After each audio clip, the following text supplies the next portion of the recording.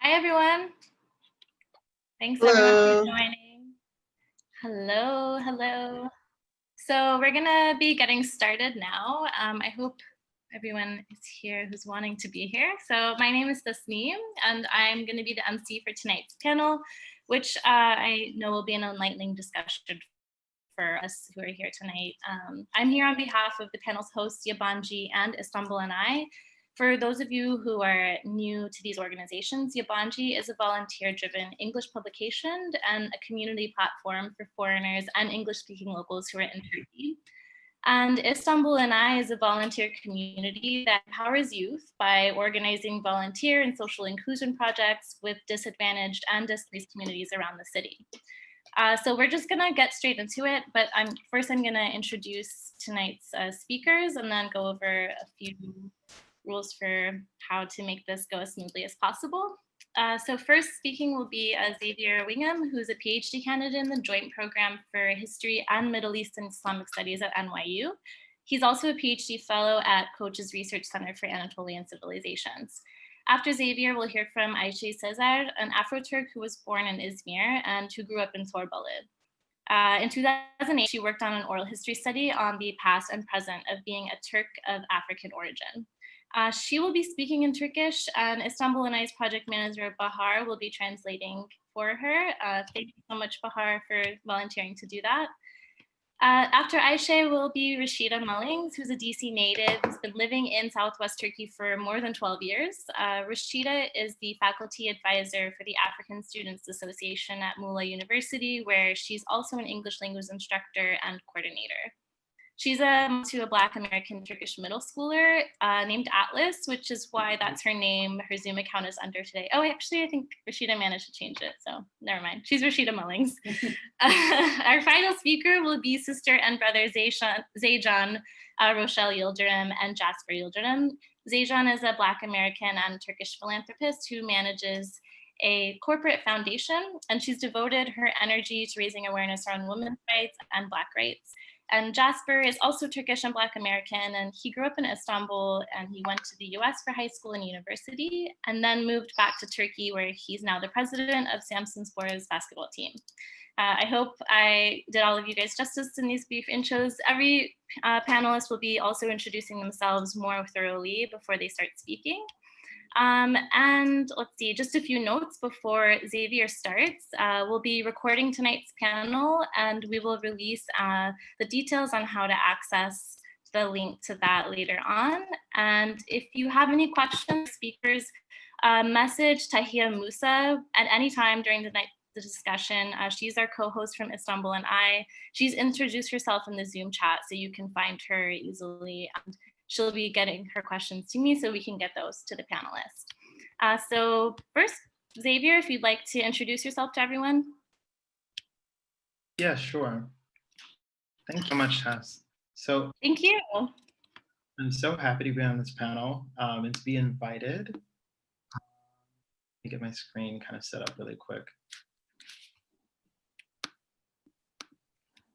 Cute. Okay, so I'm Zavier Wingham. As mentioned, I am in the Middle East and Islamic Studies, as well as the History Department. I'm also trained in the study of the African diaspora. Sorry, just a quick moment. Can anyone else hear the binging that's happening in the background? Okay. So yeah. I'm working on my PhD at New York University. As you may know already, it's all on the enslaved and manumitted Africans in the Ottoman Empire, particularly in the 19th century. I'll talk a little bit about that today. Of course, in a pre-corona kind of timeline, I would have already been in Istanbul, and we probably would have been able to have this conversation in person. It's my hope that next year, currently I'm in Berlin. It's my hope that next year I'll be able to travel and spend a couple of months both quarantining and doing a little bit of research as well in Turkey. So I'm going to get started with a presentation. I know everyone must love PowerPoints. So let me go ahead and share my screen.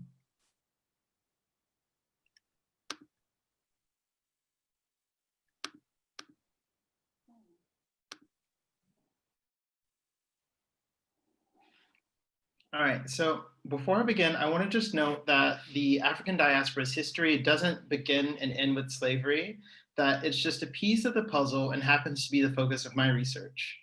One of the ways that we can begin to think about the relationship between race, slavery, and Blackness in the Ottoman Empire is to think of the empire's relationship with Africa, which extends as far back as the Ottoman conquest of Egypt in 1517 and arguably even earlier. Over the centuries, parts of the empire of the continent were incorporated into the empire. So, coupled with the preexistence of the slave trade in the region, Islam's conventions against enslaving those of the faith, the proximity of the empire to Africa, or the proximity to the empire, Africa and its people essentially became a casualty of geography and a source for labor. Ottomans often labeled Africans as Arab, meaning Arab, or Zengi, which is a more nebulous term that has various connotations, much of which we can get into. There are a couple of pieces. I mean, we have a wonderful panel that can talk about this as well, but there are quite a few academic articles that I can recommend on this topic too. So yeah, they labeled people Arab or Zengi while acknowledging differences between them and Abyssinians, which they called Habeshi. Conversely, Ottomans were more informed of the origins of enslaved quote unquote white people, noting details such as which particular branch the Circassian tribe one belonged to. In the period that my research focuses on, the 19th century, there was a revival in the Black slave trade. As a result of the Egyptian occupation of Sudan in 1820 and the Ottoman reoccupation of Tripoli in 1835, enslaved Africans were increasingly present in the Ottoman slave markets. So according to Ehud Toledano, it's assumed that some 16 to 18,000 persons were trafficked from Africa into the empire each year. There were three major networks that are typically associated with the trafficking of Africans: the North African flow, the Red Sea flow, and the Gulf Iraq flow. These more or less map onto Egypt, present-day Libya, the Red Sea, Arabia, and the Persian Gulf. So you can see here, there's a main Mediterranean route. Tripoli is one of the places that my research kind of engages in. And I'm more concerned with the larger Black Mediterranean as well, or the larger Mediterranean as I see it. You also have the Red Sea traffic, and you can kind of see places here. I'll pause just a bit so people can kind of take in all of these arrows.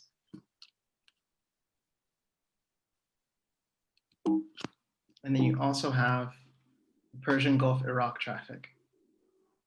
And this is part of the Indian Ocean, and there are quite a few talks that we can plug and stuff like that in terms of like how this connects to Iran, the kind of research that's going on there. There was a wonderful talk that happened about the African diaspora in Iran a couple of weeks ago as well. So yeah. Enslaved Africans in the Ottoman Empire, primarily women and girls, continued to labor as domestic servants, and to a lesser extent, men in agricultural production. Also, Africans in the Ottoman palace served in the Ottoman palace as eunuchs. For those interested in this area, historian Jane Hathaway's research offers a rich and complex history of African eunuchs in the Ottoman Empire. So this is a picture of one of the Ottoman eunuchs photographed by Pascal Sebag in 1870s. And there's like one of the reasons why I'm in Berlin is that the Staatsbibliothek zu Berlin has a collection of basically Turkish like biographies that I've yet to actually get my hands on, mostly because of Corona, but hopefully things will change in the coming months.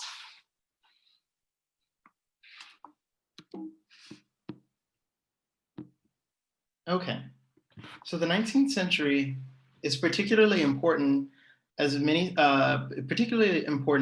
subjects of the Sultan and Ottoman elites in particular began to debate ideas of security, life, honor, property, and equality in the late 1830s. Thereafter, a series of reforms were introduced from the 1830s to the 1880s, known as the Tonsimo Era. And this basically just means reform. These programs variably aimed, among many things, to centralize the Ottoman government, increase economic efficiency, and improve its armies. This period is also significant for a number of reasons to the history of the African diaspora in the Ottoman Empire. As you see on your screen, there are three kind of major moments that happen within this same period. During this moment, Ottoman elites had to contend with British and French abolitionist efforts as early as the 1840s, resulting in the prohibition of trafficking enslaved Africans, decreed by Sultan Abdul Majid in 1857. It had varying levels of effect in slowing the slave trade, and you can look towards texts by Hakan Erdem on this, actually.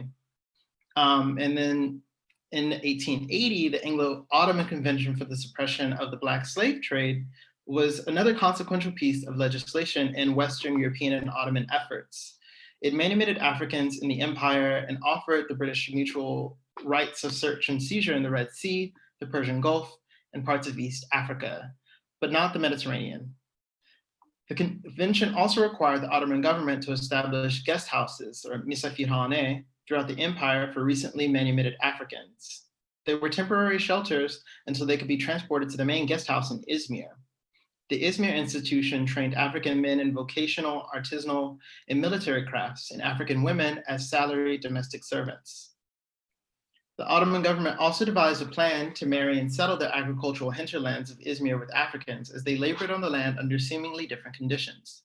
Today, there's a vibrant community of Afro-Turks predominantly in the Izmir province, and they've received extensive coverage from media organizations such as Deutsche Welle, TRT World, and several documentaries that are available on YouTube. So I'm just going to show a couple of those. So you have one here, Again Afro-Turklerim, which you can all find on YouTube. This is another one that Deutsche Welle did, Afroturks and the Legacy of the Ottoman Empire Slave Trade. It's available both in English and Turkish. Again Renklis Simaloro Afro-Turkler. And this is a documentary that you can also find on YouTube that is pretty good as well. Siyahum Afrikaliyum Turkum. Okay. I think I can stop here for now for a little bit, Taz. This is, I guess, the kind of setting the scene for the historical context. Oh, I can't hear you.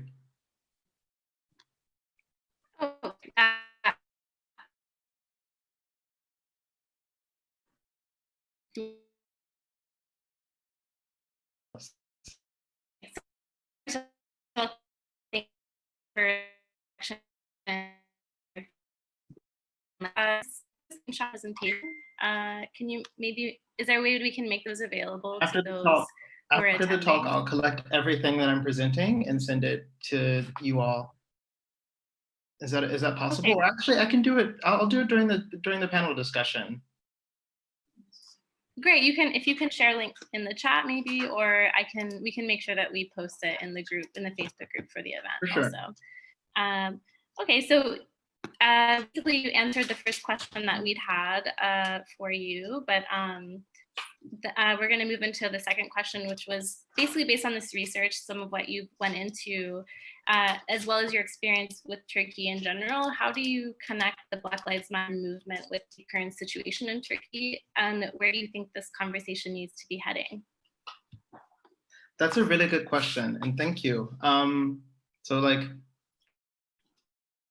my own self, I always have a positionality statement at the beginning, because I think it's important for people to realize that I'm not Turkish. Like, I don't pretend to be Turkish.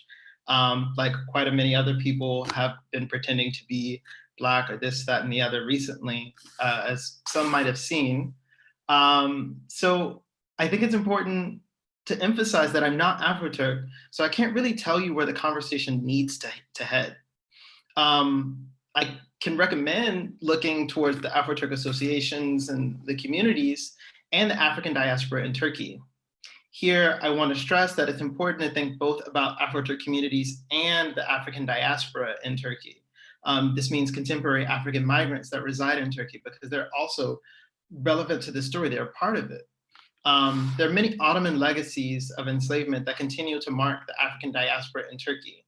Some you may already be familiar with, such as Arabaca, a figure that could be likened to the racial caricature of African-American women known as the mammy, or the mammy figure. There are a number of racist stereotypes as well that I could name, such as the association of Black people with selling watches. So before we kind of get into that, I want to show you a couple of images. So like this is a candy that I've seen somewhere on Istiklal Caddesi that caught my eye, and I just found another picture of it. It's being associated with milk chocolate, talking about your skin, saying, your skin is so very much so like chocolate, or saying like "Çikolata rengi" or whatever. You see these kinds of knickknacks everywhere, and they're just kind of like what's the word? Ubiquitous kind of symbolic figures of slavery that kind of seem to have no context.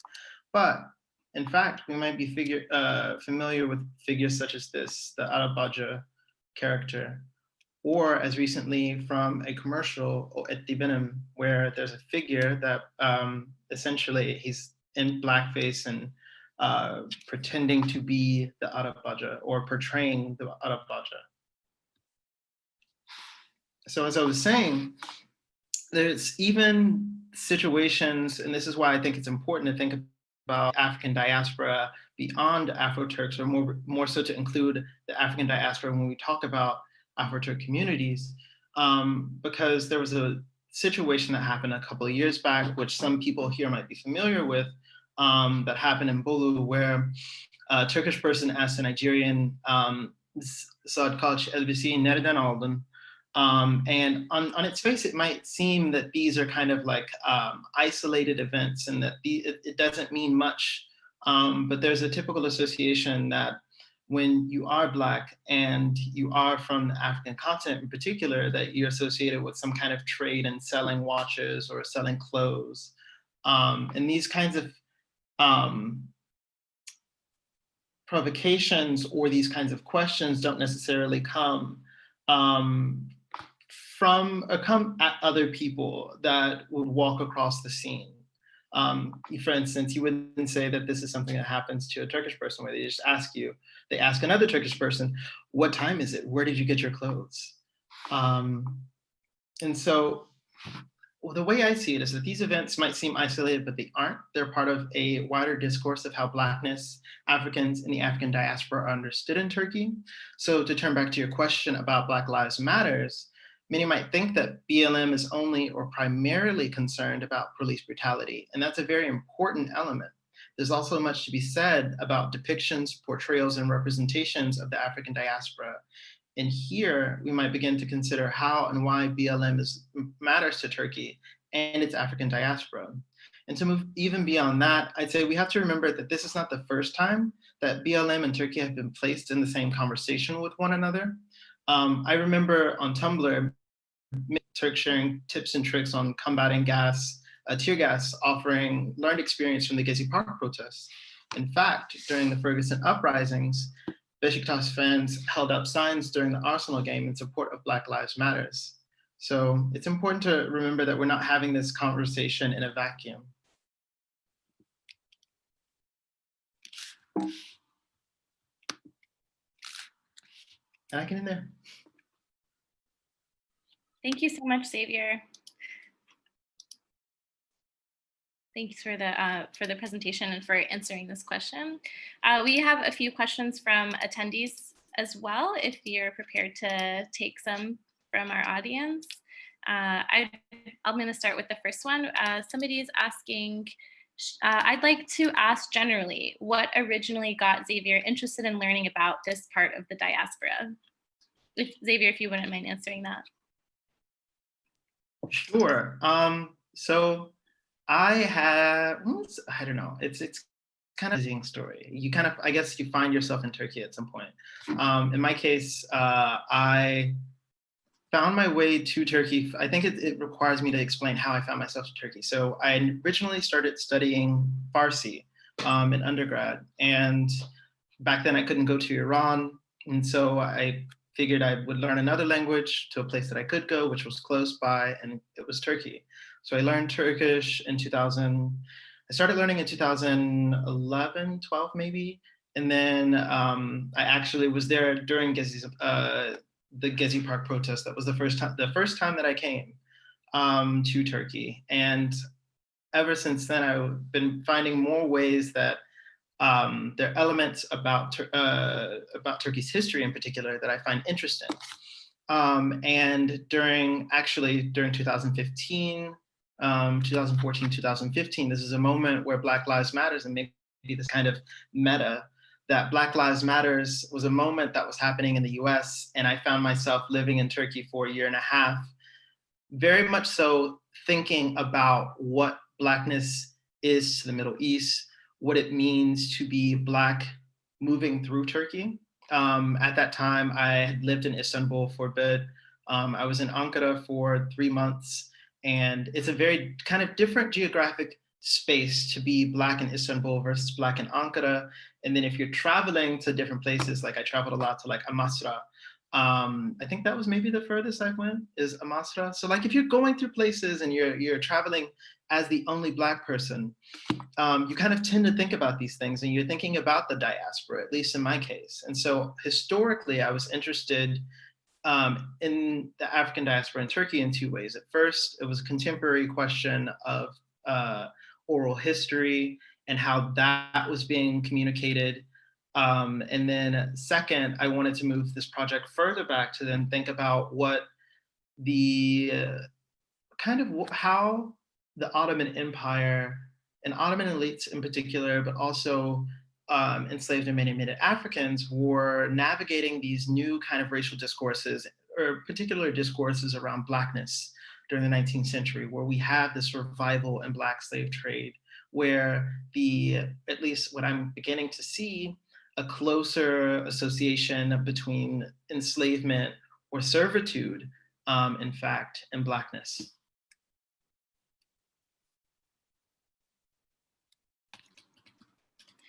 Thank you, Xavier. We have another question from, two more questions. And I think about 6 more minutes of time. From Merve Noor, as a law student who was interested in diaspora culture and African studies, when I learned there are Afro-Turks in Turkey, I also somehow came to know a tradition of Ottoman pilgrims. As I remember, Ottoman pilgrims used to have African slaves from Mecca and Medina and bring them to Anatolia and then free them. According to you, Xavier, do you know if there's any veracity to this story at all? It very much so well could be true. I mean, there's several things that I've encountered. I mean, so to take a small step back, the fact that enslaved Africans were manumitted or they were freed is not actually it's not a surprising element to me. More so because it was something that it generally happened. Manumission was seen as a kind of beneficial thing for the enslaver or the master or the person, essentially the Ottoman Turk, because we're talking more or less about not the common everyday person, but more so elites, people that had money. And so it was looked at as a good thing. It wasn't that we can think about enslavement in the same register or the same time length as slavery elsewhere. But to that matter of to this particular case, it reminded me there was a moment that I was doing some research and I discovered that enslaved people were used as travelers' checks on the way to Mecca, kind of like as a, I don't know, down payment. I wanted to look into this more, but you know, you kind of like, it's like chasing, I don't know, something in the dark. You're just kind of like, I chased this tail, it hit a dead end, and then you find something else. So yeah, it's more than likely that was the case. Okay, and I think we have about 10 more minutes now. I was wrong. We have another question. This one, I'm not sure who it's from, but the question is, where was the Istanbul slave market? Do you know in particular which neighborhood or portion of the city it might have been? I should know this off the top of my head, but I do not remember. I know whose work we could look towards. Michael Ferguson has written about this in terms of where I feel like it was, I don't want to be quoted wrong on this. Unfortunately, I do not have it on the top of my brain where the Istanbul slave market is, but we have some smart people in the room that also might know exactly where it is. Yeah, if anybody wants to chime in, you can ping Tahia in the chat. Then we'll go to the next question, which is from Bahar. Can we trace African diaspora through the Tanzimat's novels? If so, how? Thank you. Yes, this is actually one of the things that I am working on. Give me 2 seconds. I want to pull up this list for you.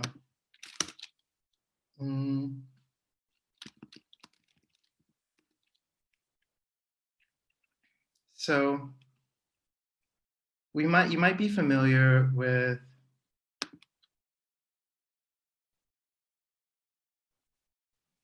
I almost had it.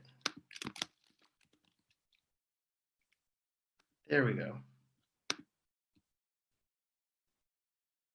Okay, there are actually quite a few people that you should, if you don't already know, you should probably get ready to write these down. But Ahmet Mithat is one of the first people that comes to mind. He has this novel called Esaret, which is available at Afro-Turk Kitaplı if you're interested in it. There's actually like quite a few of his texts. So like Firkat is one, Allah'ın emri, Faik Bey ile Yuriddil Hanım'ın güzeşti.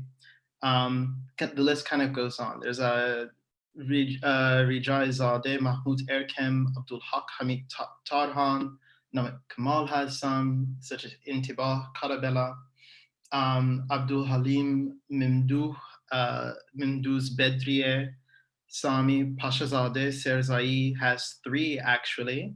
Sergüzeş Dün ve Mihriban.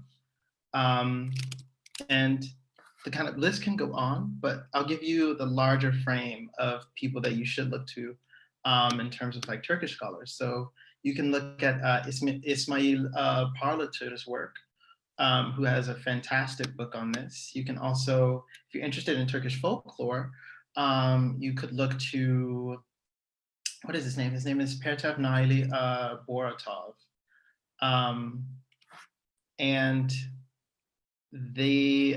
he has like a kind of like fantastic article, and as well as a couple of other things that touch on this. But it's absolutely possible to do this kind of tracing of slavery in particular. Now the question of African diaspora and the question of these novels is something that I've yet to solve.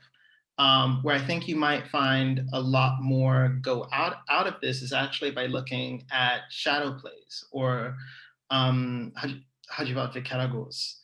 That this is kind of where a lot of this is coming from. So like I didn't get to talk about this too much, but Arabaca is such a fascinating figure to me because she comes out of this like literary tradition and then comes onto our screen and television through an Afroturk actually, Dursun Shirin.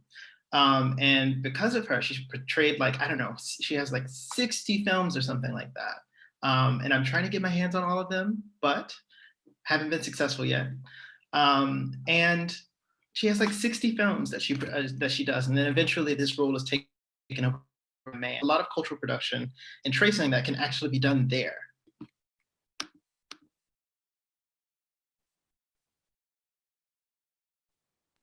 That's super fascinating about the Kodakas there. Yes, thank you very much. Yeah, we've been to our next question, and I think we have 5 more minutes. Yeah, let's see. This is from Racine. How do you account for the current issues of the treatment of the diaspora and Afro-Turks with the larger disconnect in Turkish collective memory in terms of the history of slavery / hypersexualization, which seems to carry over into today? Thanks. Could you repeat the question? Yeah, it's a big one. So how do you account for the current issues of the treatment of the diaspora and Afro-Turks with the larger disconnect in Turkish collective memory in terms of the history of slavery / hypersexualization, which seems to carry over into today? One of the ways, this is a really tricky question. Part of it being the fact that I'm not Turkish. So like, I can't really tell you, I mean, I have guesses, don't get me wrong. I can't really tell you that from a personal experience that this is exactly the reason why. But my theory or kind of like initial, like, I don't know, argument about it is that the way in which the history of the Turkish nation is instructed. So if anyone's familiar with the Turktori tezi, you know that there's a particular way in which the history of Turks as people and Turks as a nation, and that history itself is told and recounted. And often the idea of Turkishness is at the forefront of this, and that Turkishness does not necessarily include or preclude, and in fact probably occludes Blackness in particular ways. And this is the kind of like historiography that a lot of people come across in the sense that, or not historiography, this is it's a not necessarily a silence insofar as it's a manufactured one. And what I mean by that is that there's not necessarily an engagement with what slavery looked like. And it's kind of assumed that there's no association between Turkey and Africa. When if you look towards various things, like in the past, one of the projects that I wanted to focus on was the relationship between Turkey and Libya, which you might see as kind of like a modern relationship if you're thinking about contract workers or guest workers. But in fact, that relationship extends back to the Ottoman Empire indeed. And so it's kind of thinking about these continuities between the two. So to hit on the last part, which is about the kind of gendered element of it. And this is like also one of the parts that I'm really, really excited about, because thinking about the ways in which African women were gendered and ungendered in particular ways is really fascinating. Hortense Spillers has an amazing article on this in terms of the African-American woman, or at least in the transatlantic experience of this. But I think a lot of this in the contemporary moment, we have to remind ourselves that Blackness travels in particular ways, and that the way in which media is consumed, and this is maybe also touching on the reason why we need to think in an international perspective and a global perspective when it comes to BLM, because those same kinds of caricatures and those same kind of portrayals that happen in the US, they get exported elsewhere.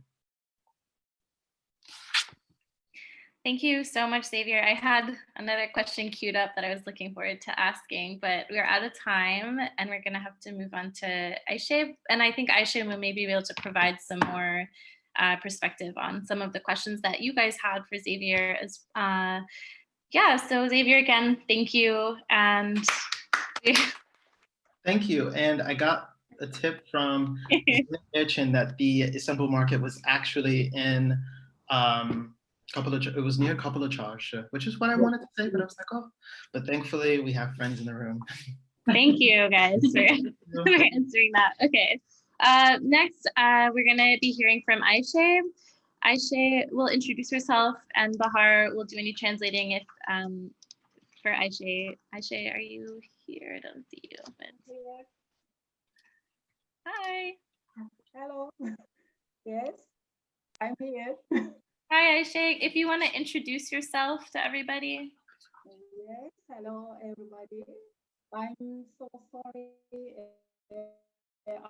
I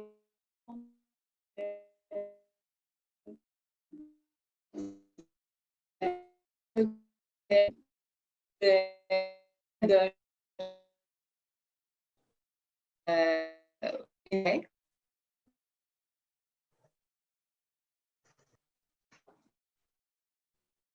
Hi.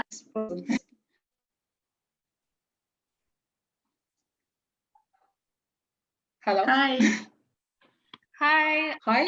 I hear you, Ayşe. Yes, I'm here. Okay. Sorry, I was having some technical difficulties. Yes, hello everybody again.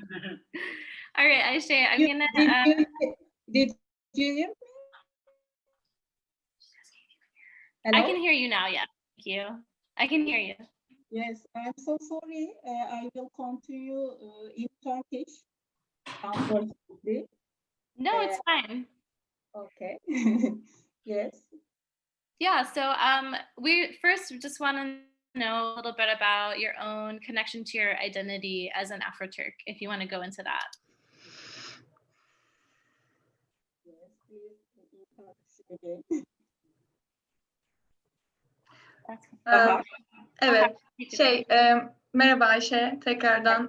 Biz şimdi ilk olarak senin Afro-Türk olarak Afro-Türk kimliğinle olan ilişkini merak ediyoruz. Biraz bahseder misin? Bir de ikişer cümle gidelim, olur mu?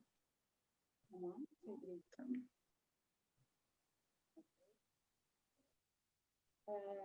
Öncelikle İzmir doğumluyum. İzmir'in Torbali ilçesinde doğdum. 22 yaşıma kadar burada yaşadım. Bir Afro-Türk anne ve Afro-Türk babadan dünyaya geldim. I was born and raised in Izmir's Torbali district, and I stayed here until I was 22. And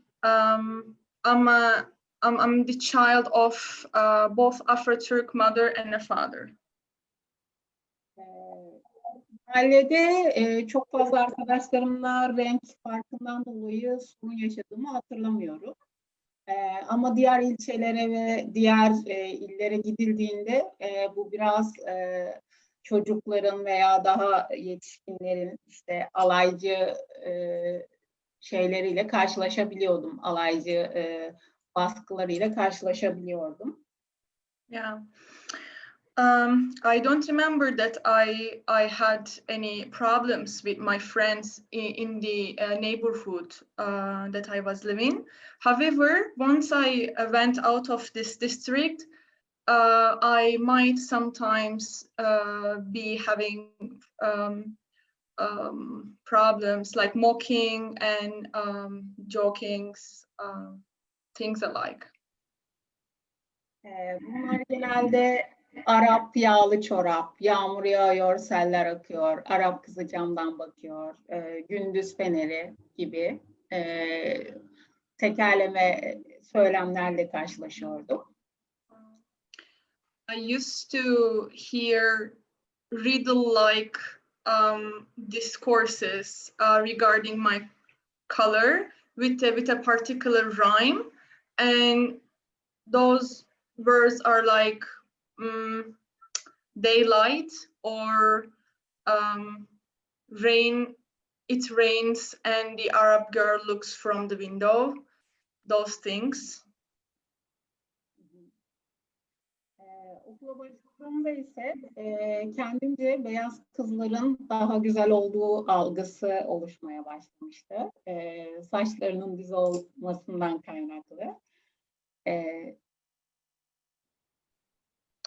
And then I started finding white girls as very beautiful due to their straight hair. Kafamda düz saçlı olanların veya sarı saçlı olanların veya yeşil gözlü olanların daha güzel olacağı algısı vardı. A perception was in my head that suggests white skinned girls and girls who have straight hairs and green eyes and who are blonde were more beautiful. Bu yüzden şeyler takardım, sallanmasını isterdim rüzgarda.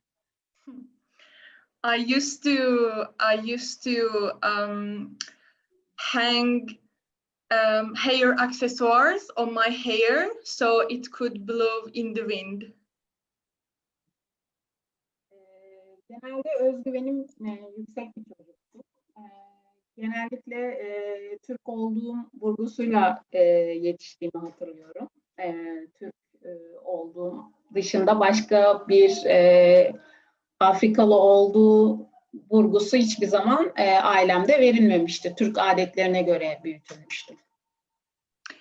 When I was a child, I was very confident, and I was emphasizing on that I'm a Turk, and in my family, I haven't been raised as African at all.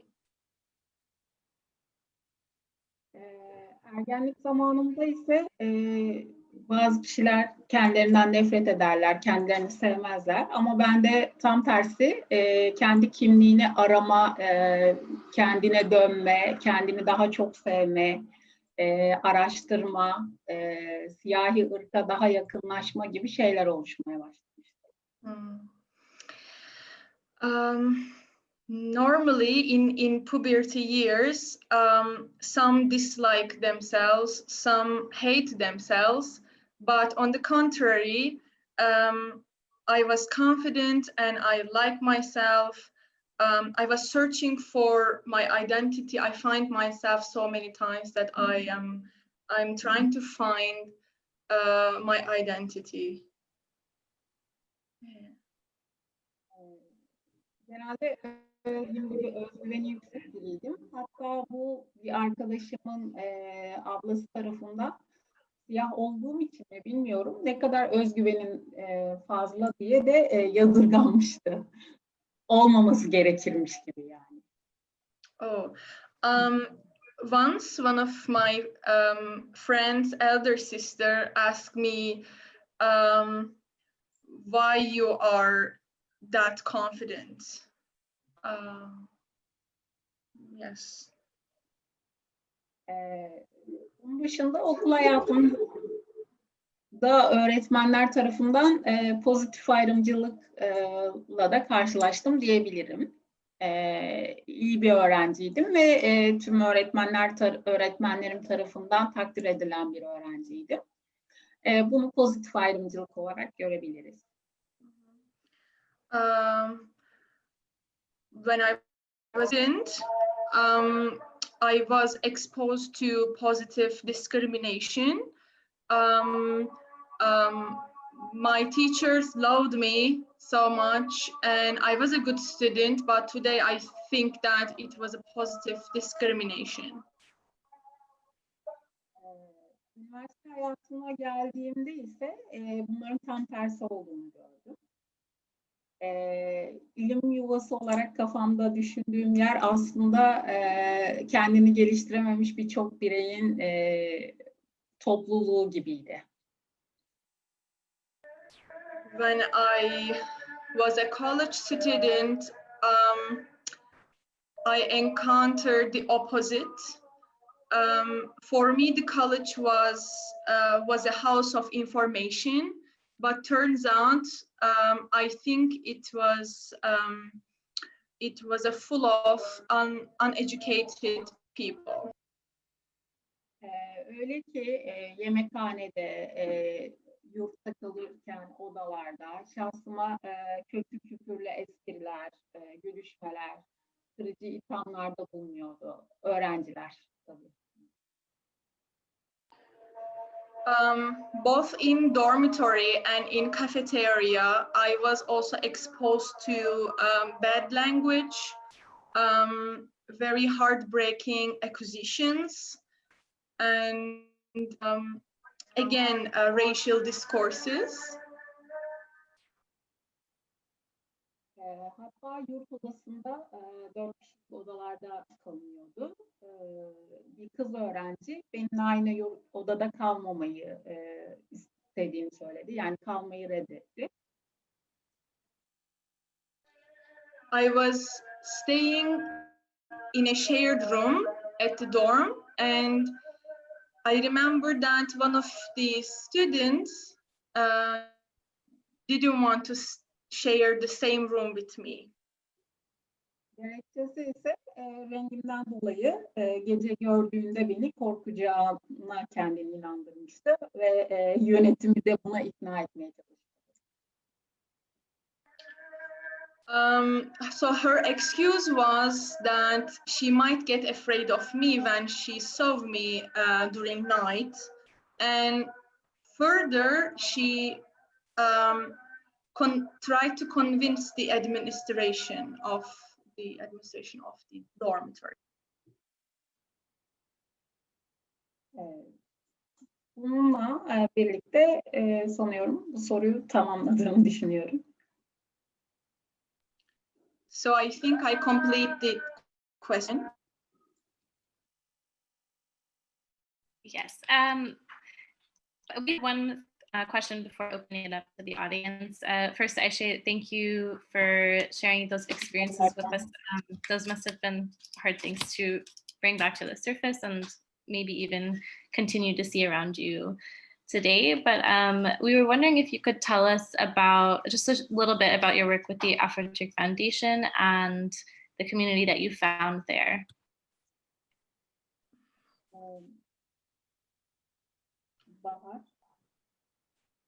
So can you tell us a little bit about...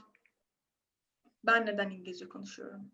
Bize biraz şeyden bize biraz Afro-Turk community'den, yani oradaki Afro-Turk kurumundan ve orayla orandaki ilişkinden bahsedebilir misin? Tabii. 2006 yılında ilk olarak Mustafa Oltak'la tanışmıştık. Ben de zaten genelde kafamda böyle bir organizasyon yapmak vardı. Bunu yapan bir kişiyle tanıştım. Bu da Mustafa Oltak. Bir dernek kuracağını söylemişti bana.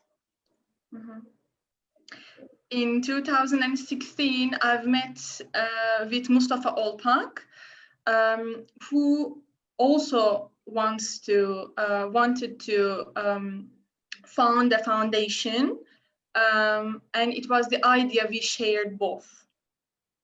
We both shared together. Çok sevmiştim ve benim fikrime bir kişi şey yapmıştı, ortaya çıkartmıştı. Sonra ona yardım etmeye başladım 2006 yılında. 2006'dan bu yana da dernekle sıkı ilişkiler içerisindeyim. Oh, sorry, it was 2006. So when I heard that Mustafa Olpak also wants to find a foundation, I was so happy, and since 2006 we are working together. Kendisi 3 yıl önce vefat etti ama biz hala devam ettiriyoruz Dana Bayramı ile birlikte bu organizasyonları.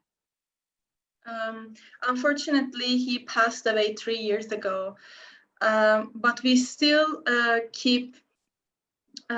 keep organizing our events, such as Kalf Festival. Zavier de biraz önce bahsetmiştim zaten sonunda. Onunla ilgili fotoğraflar göstermişti az önce. Dana bayramları genelde Afro-Türklerin yılda bir kez, ki bu Mayıs ayında oluyor genellikle, birlikte toplanıp sohbet ettiği, dans ettiği, özlem giderdiği bir organizasyon. So the Kalf Fest was also mentioned by Zavier. It is a fest that we all, as Afroturks, we all get together once a year, and we dance freely, we talk, we catch up each other every year in May.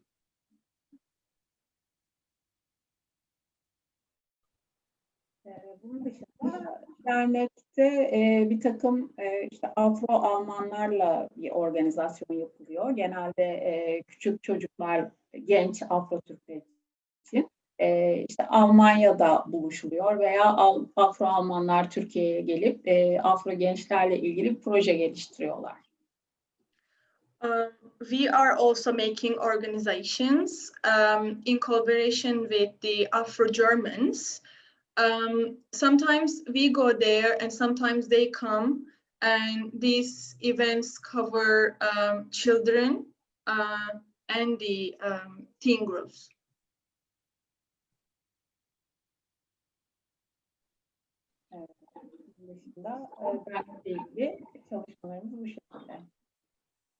Yeah, that's it. Thank you. Thank you for that. I'm now gonna start with the questions from the attendees. First, from Abdul, what explains the very low presence of Afro-Turks in almost all aspects of life in Turkey nowadays?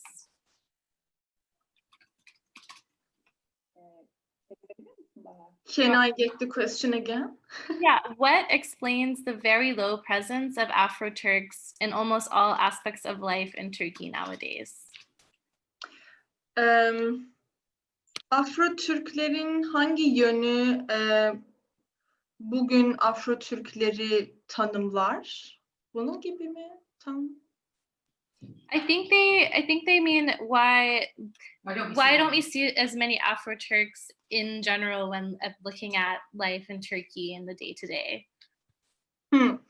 Mesela bugün Türkiye'ye baktığımızda neden Afro-Türkleri görüyoruz? Neden Afro-Türkleri görüyoruz?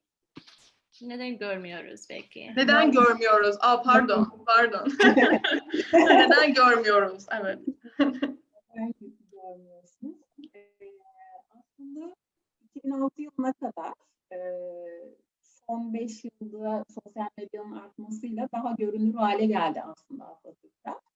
Ama 2006'ya kadar, ki bu biz derneği kurana kadar gerçekten görünmez haldelerdi. Çünkü Afro-Türkler genelde kırsal kesimde yaşayan, ekonomik gücü çok fazla olmayan, çok fazla okuyamayan ve tek amacı, gayesi akşama çocuğuna bir yemek götürebilme olan.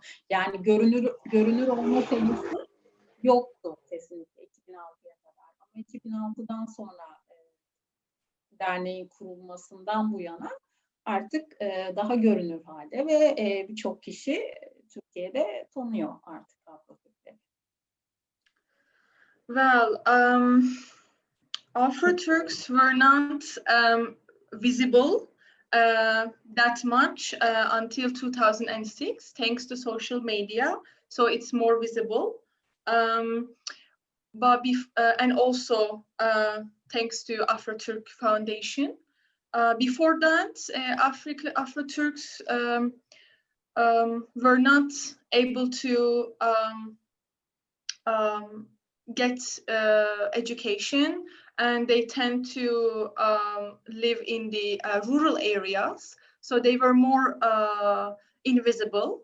But yeah, thanks to Afro-Turk Foundation, now they are more visible. Thank you, Abdul, for the question. Also, from El Ercan, is there any way that we can know how many Afro-Turks there are in Turkey? Do we have any numbers or anything like that? Sayı bilinmiyor açıkçası ama 1000-1500 arası asimile olan Afro-Türklerle birlikte olduğu söyleniyor. Başta biz derneği kurarken yaklaşık 2 milyondan bahsediyordu Mustafa Olpak ama bu birazcık yüksek, abartılmış bir rakam. Daha sonraları bunun 1000-1500 civarı olduğu noktasında birleştik. Mm-hmm. So the exact number of Afro-Turks is unknown, but roughly speaking, it is 1,500 with the ones assimilated. But Mustafa Olpak guessed that it was around 2 million. But after that, we come to realize that it was 1,500, around 1,500. Thank you. This question is from Jovan. Do you find that the newer generation of Afro-Turks are interested or proud of the African heritage, or do they prefer to be solely rooted in their Turkishness? Çevirelim. Şöyle, yeni jenerasyon Afro-Türkler Afrikan mirasına böyle sahip mi çıkıyorlar? Yoksa daha çok böyle hani Türkleştiler mi? Yani daha çok böyle unuttular mı? Yani bayağı bir değiştirdim ama yani ana fikir bu. Çok teşekkür ederim. Güzel bir soru. Bununla ilgili Mustafa Olpan bir sözü var. Birinci kuşak yaşar, ikinci kuşak inkar eder, üçüncü kuşak araştırır. Çevirecek misin? Evet. So there is a sentence, there is a saying of Mustafa Olpak. So the first generation denies, and the second generation lives, and the third generation neydi? Third generation? Duyamadım. Araştırır. And the third generation makes research. Evet, bu anlamda ilk jenerasyon dediği yaşar. Yani o işte Afrika'dan getirilme, işte burada öyle veya bu şekilde yaşamaya zorunlu kılınma, onu yaşıyor ilk ilk jenerasyon. İkinci jenerasyon ki bunlar bizim anneannelerimiz, dedelerimiz veya annelerimiz, babalarımız. Onlar da tamamen kendilerini Türk gibi sayıyor ve aksini düşünmüyor asla.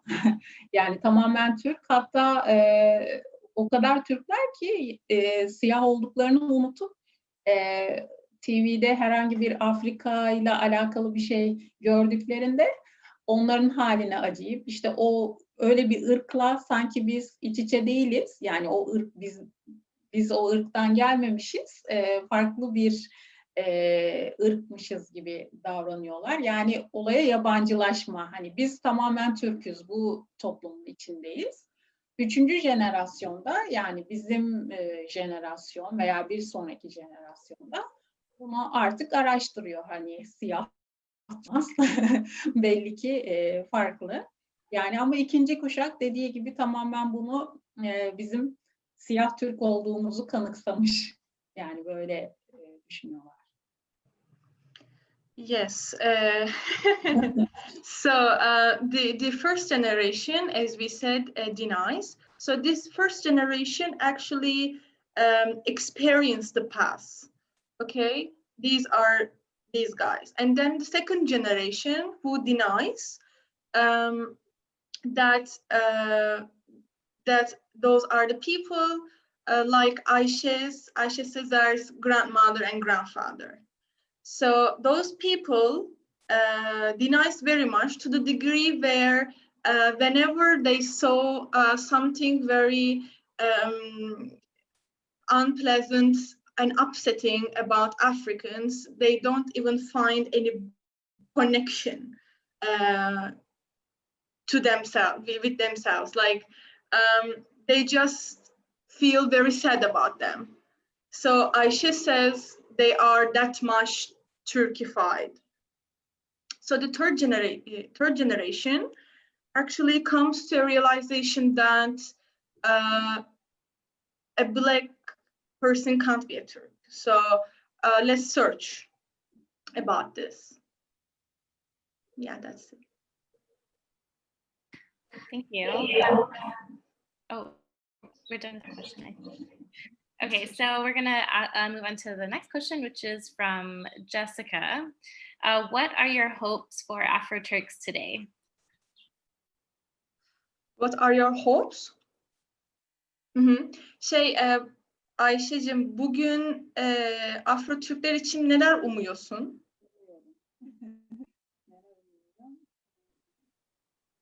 Görünür olmayı, daha fazla görünür olmayı. Yani yolda yürürken mutlaka biz 10 kişiden 8'i tarafından dönülüp tekrar bakılan bir ırkız Afro-Türk olarak. Tabii bu tüm farklı bireyler için geçerli. İşte engelli bireyler için de veya işte görüntüsü farklı olan bireyler için de, çok çok uzun boylu veya çok çok kısa boylu bireyler için de, ama Afro-Türk olarak bu toplumun içinde var olmayı umut ediyoruz. Yani varız zaten. Bunu birçok toplumun çoğu, en azından %90'ı tarafından kabul edilmeyi bekliyoruz. Yani dediğim gibi bu son 4-5 yıldır daha görünür ama tabii daha alacak çok yolumuz var diye düşünüyorum. Okay. So Ayşe hopes that Afroturks will be more visible in the future because they are the one who, while walking, gets attention, gets all the looks. Let's say 8 looks out of 10. But also she says that it's not because we are Afroturks, but because there are other people also gets looks, like disabled people, very tall people, short people, and so forth. So Ayşe hopes that in the future, like 4 or 5 years later, these looks will be gone and Afroturks will be more visible.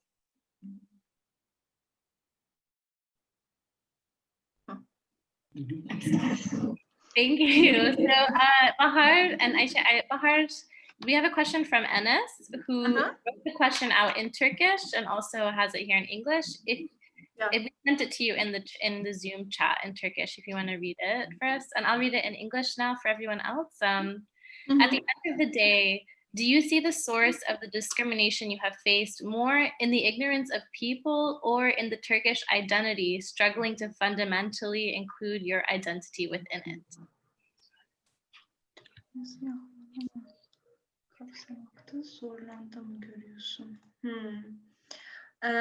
Ayşe, okuyorum. Günün sonunda yaşadığın ayrımcılığın sebebini daha çok insanların bilgisizliğinde mi buluyorsun?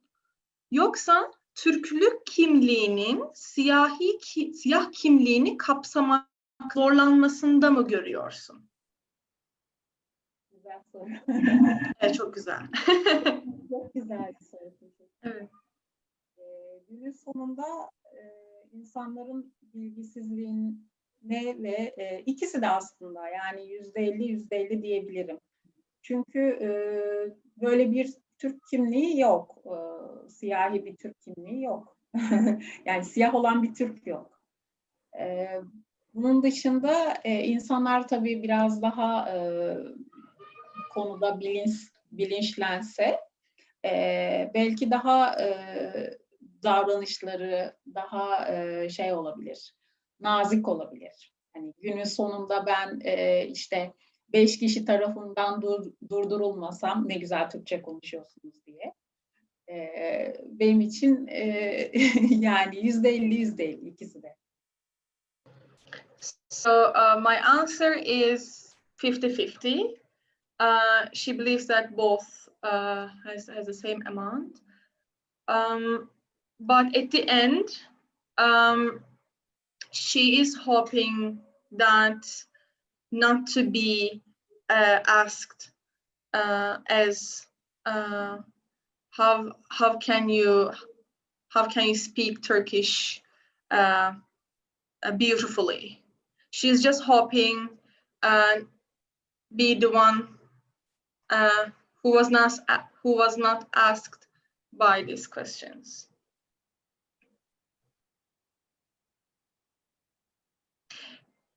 Dear Tasirapati. Thank you, Enes for that question. And also, we're going to end on this last question. I think we have about a minute left. From Amber, what can we do to support the Afro-Turk community? Afro-Türkleri ve Afro-Türk yani Afro-Türkleri biz korumak için neler yapabiliriz? Korunmak için demeyelim de onu daha çok tanımak için diyebiliriz. Yani korunmaya muhtaç bir durum olduğunu açıkçası düşünmüyorum. Etrafımızdaki insanları bu konuyla ilgili bilinçlendirebiliriz ki çok fazla üniversiteden bu konuyla alakalı tezler yazan çok fazla arkadaşımız var. Onlara da bu vesileyle teşekkür etmek isterim. Bunu çok gündeme sokup yani gündeme getirip bunu görünürlüğü daha da fazlalaştırıyorlar. Tabii bunun dışında biliyorsunuz eğitim temelden başlayan bir durum. Çocuklara tabii söylüyorum sizlere, çocuklara siyahi ırkın da var olabildiğini Türkiye'de ve bu sokakta gördüğünüzde anormal bir durum olmadığını, farklı bir şey gördüklerinde sadece siyahi olarak demeyelim, farklı bir renkte işte kızıl olabilir, işte her türlü bir farklı bir şeyde, farklı bir insan yapısı gördüklerinde bunu özümsemelerini anlatmamız gerekir çocuklara. Daha sonrasında zaten bu 2-3 nesil sonra normale dönecektir. Okay, this time I got my notes.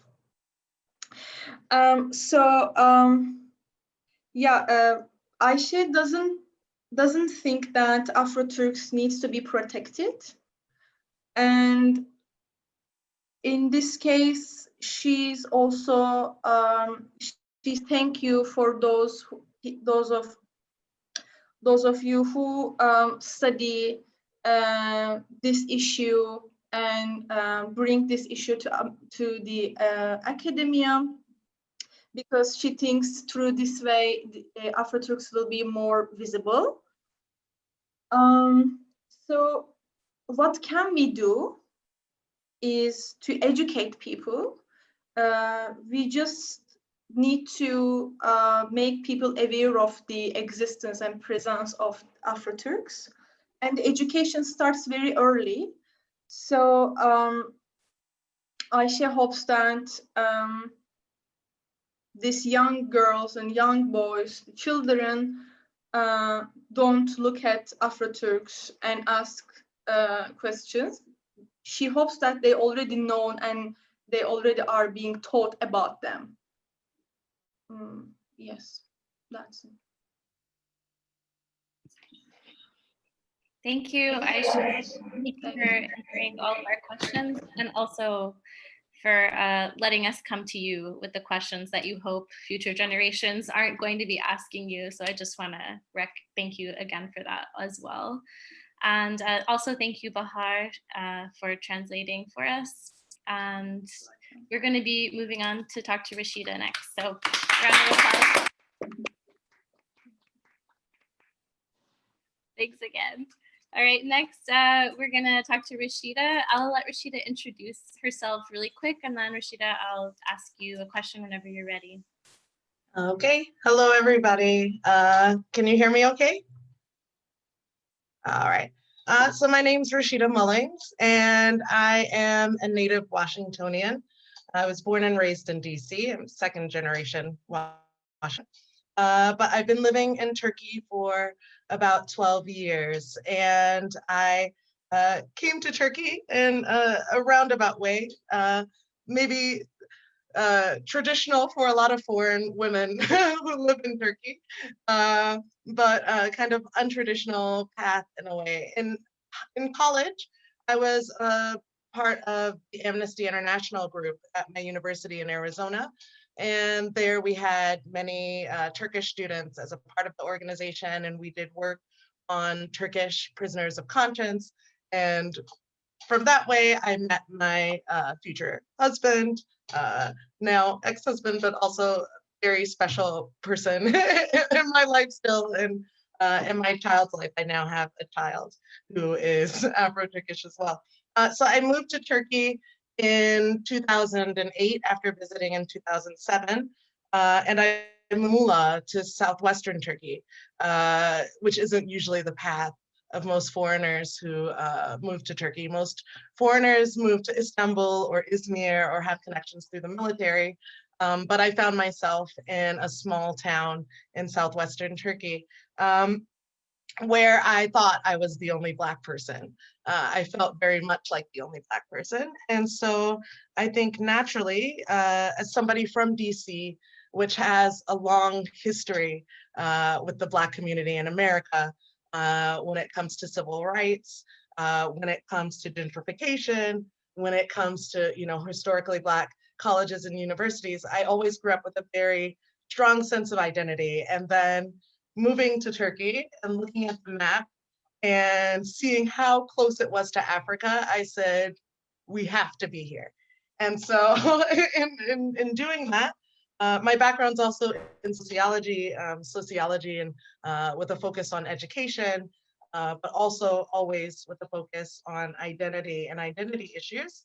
I started researching. I said, where are my people over here? And because, from what I knew about Turkey politically and what I knew about Turkey, in pop culture or in the news, I didn't see much. And so in 2008, the subject of Afroturks was still kind of blooming. Like Ayşe said, in 2006, that's when when the organization was formed and they started putting themselves out there. So I did a little research and I came upon a photographer named Ahmet Polat, who had done some work with the Afro-Turkish community. I started communicating with him, as well as his wife, Shelly Lashley, who was doing makeup work, who's Afro-Caribbean, and was also living here. So I connected with them and I said, what's going on? Who's here? How can I connect with them? And I think like Xavier, who spoke before me, and then also like Ayşe, I met Mustafa Olpak.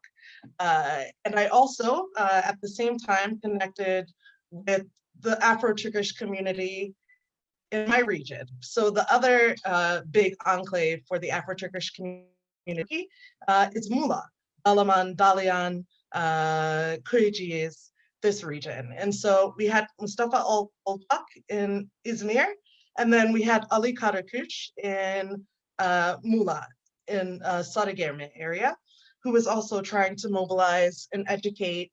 So some of the interviews that you'll see most popularly in Turkish media, some of them are happening in Izmir, but they're also happening in the Muğla area. And as I continued research, I also learned that it extends out into Antalya as well.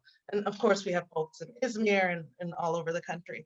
And so that was how I connected and tapped into the Afro-Turkish community here. I think growing up, in the family that I grew up in, I always had a very strong sense of identity. And then in meeting with the community here, of course, I was invited to Dana Bayramı, which is the calf festival, and I went there and felt so much at home and saw people who looked like my cousins and looked like, my friends and like so many people growing up, and they connected to me.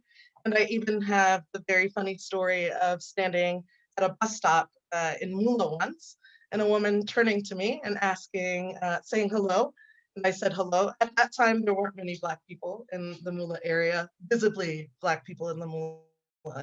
And she asked me what my father's name was, and which was a shocking question to get in Turkey, because my dad's name's Willie, and why would she care?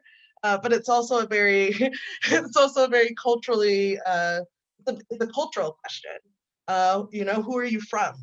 Because she had assumed, because she was also Afro-Turkish, she had assumed that I was connected to somebody in the Dalaman region.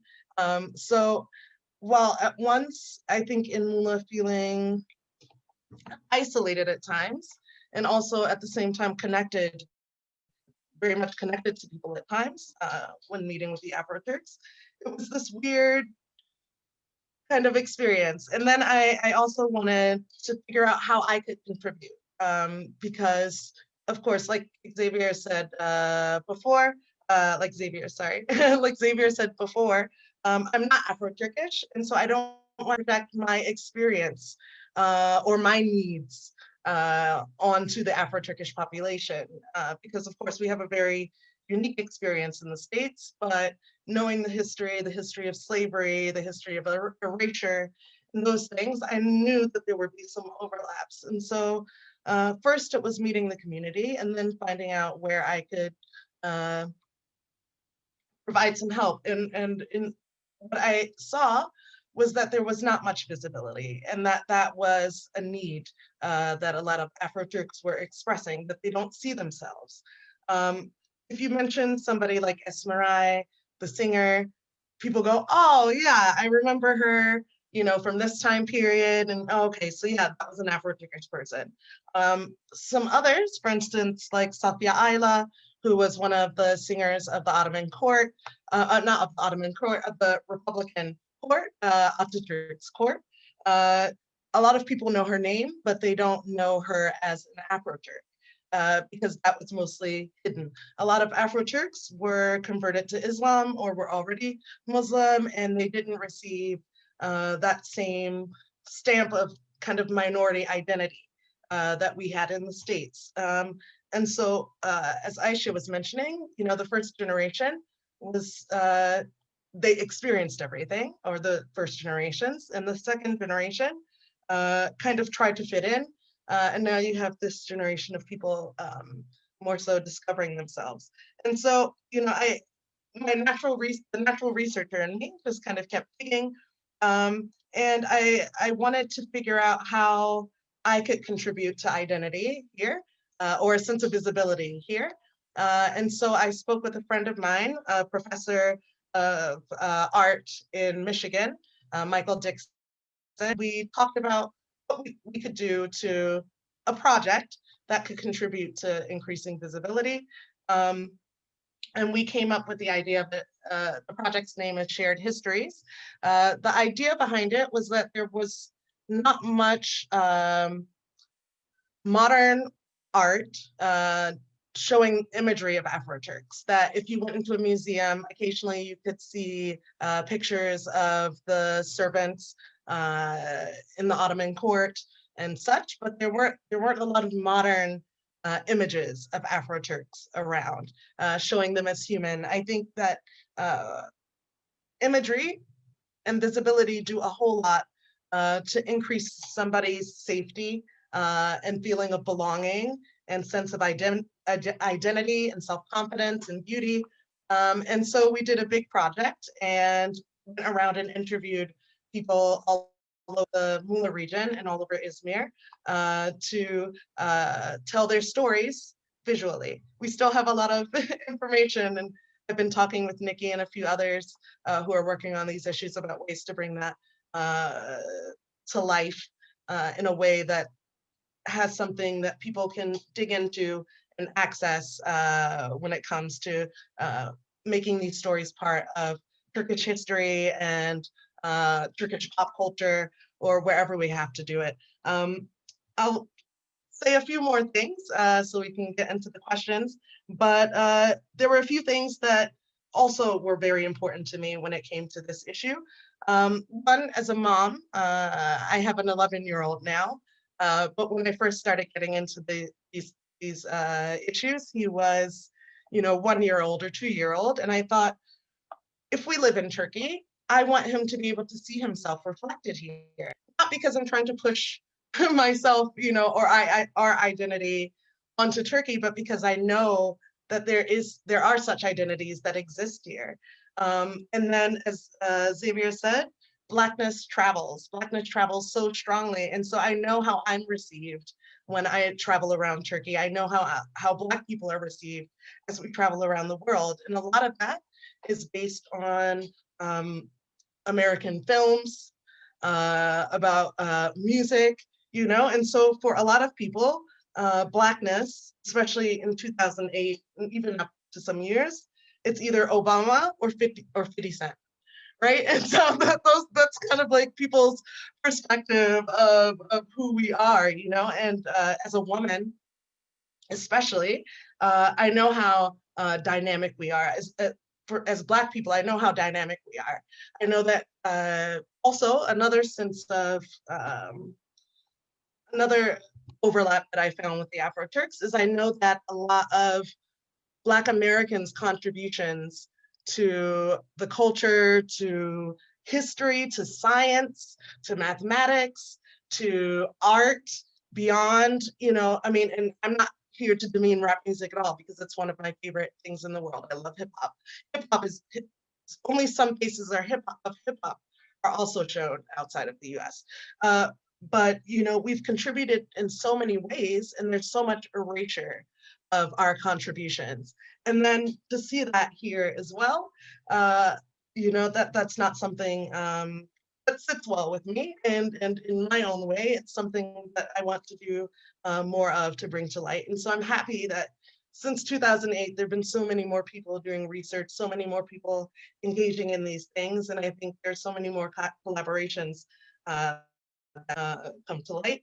For instance, one such artist, such Afro-Turkish artist, his name is Kuzgun Adar. I don't know if anybody has looked into him.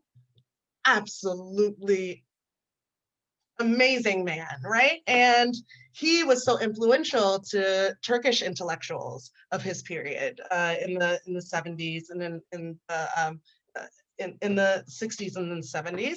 And so he's somebody who fed Turkish intellectual ideas and art and Turkish art outside of Turkey, or art in Paris, and all of these things. So why don't we know these names, you know? And then I think of some of the Black artists who were here, like the classics that we know of, James Baldwin, also Eartha Kitt was also here, right? And so they had some interesting experiences in Turkey too. So the connections are there. Just bringing those connections to light. The slave trade is also very real, and the differences and the similarities there. I've spent a lot of time in interviews with the Afro-Turkish community, listening in on the interviews, and I was just talking to another panelist about this last night. One of the strange questions that a lot of Afro-Turks get asked, when people are even aware that they exist as people, as part of this country historically, and they know about the history of the Ottoman slave trade, they say to them, aren't you happy that you were slaves in Turkey rather than in America? And it's one of those questions that, you know, we all take a deep breath. You know, they look at me, I look at them, you know, and it's one of these ideas, as if that's the only thing Black people can be. We can only be slaves, we can only be former slaves, we can only be compared on those terms. And even in those terms, it's supposed to be something we're supposed to be grateful for. And that reflects a lot of conversations that you hear in the States, right? Right now with the Black Lives Matter movement, when you see people saying, okay, you guys are complaining about the police, you're complaining about visibility, you're complaining about your image, blah, blah, blah. But aren't you happy that you're here instead of in Africa right now? As if Africa also wasn't ravaged by European colonialism and all of that, you know? And so all of these ideas of who we are so hidden, and they're so masked in other people's words about who we are. And you know, just like Bob Marley said back in the day, you know, Africa unite. And so it's important for us to share each other's stories and to learn each other's stories and to connect across these stories, whether we're in the US, whether we're in the Caribbean, in South America, in Europe, in Africa, but also very much in the Middle East. You know, there's an African diaspora here in Turkey. There's both immigrant and native. There's also an African diaspora in Iran, in India, in Pakistan, right? In lots of other places. There are also branches of it in other parts of Asia. And so for me, the most important thing is making those connections and connecting people together that are working on these issues.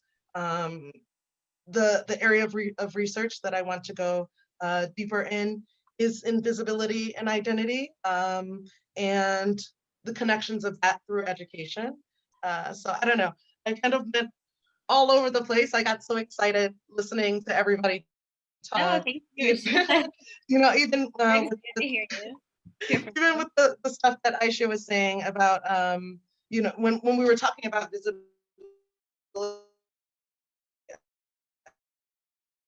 very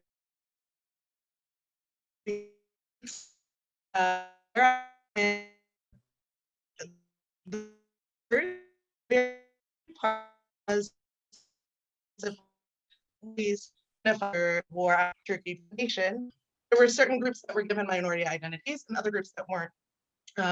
And the groups that were given identities had the backing of foreign bodies that helped to protect their identities. How protected they were in the long run is very much debatable. But I think that there is, even if you don't have the conflict that comes with some of the other groups that have minority status here, you do have the erasure, and erasure has a huge influence on a person's sense of self and on other people's understanding of the world and how complex and how much impact Africans or people of African descent have had on the country. So I'll stop there for now. Thanks, Rashida. We have about 7 minutes left for you, but we have one question for you, and then we're going to open it up to our attendees. Our question for you, actually, sorry, before I ask this question, you seem to have mentioned a lot of artists who are working a lot that are Afro-Turk or working with Afro-Turk communities. And if you have a chance later on, if you could share that and some of the names of those artists in the chat for everyone attending, if they're wanting to know the names of the people you mentioned if they didn't get them. So I'll add those in. Thank you. And also, so our question for you is looking at racism in the context of white and Black in the US, it sometimes seems like a foreign and faraway concept to many Turks. So in your opinion, what's the reality of racism against Black communities here in Turkey, whether they're African diaspora or Afro-Turks here? So I'll pop in a quick disclaimer. I love living in Turkey. I'm also not going, as a Black American, you know, for you know, a very, very long time now, we understand that part of loving where we are is criticism. And the criticism isn't to say that we aren't happy about so many other things or we're not proud of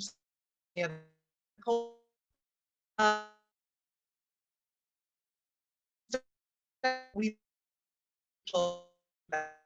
so it's criticism as I don't know. So I know sometimes when these issues are brought up. Before I moved to Turkey, a lot of my friends said, my Turkish friends in America said, "Oh, there's no racism in Turkey. You're going to be absolutely fine. Don't worry. You know, don't worry. Everything's going to be fine." And of course, you know, as a Black American, I'm like, that's not possible. You know, we know it's not possible. You know, anywhere on the planet, the way things are set up these days.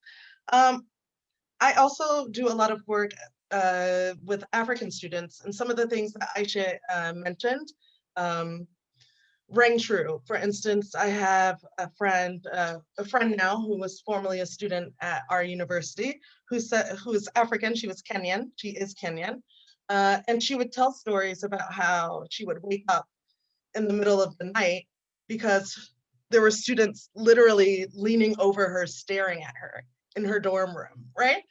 It's creepy.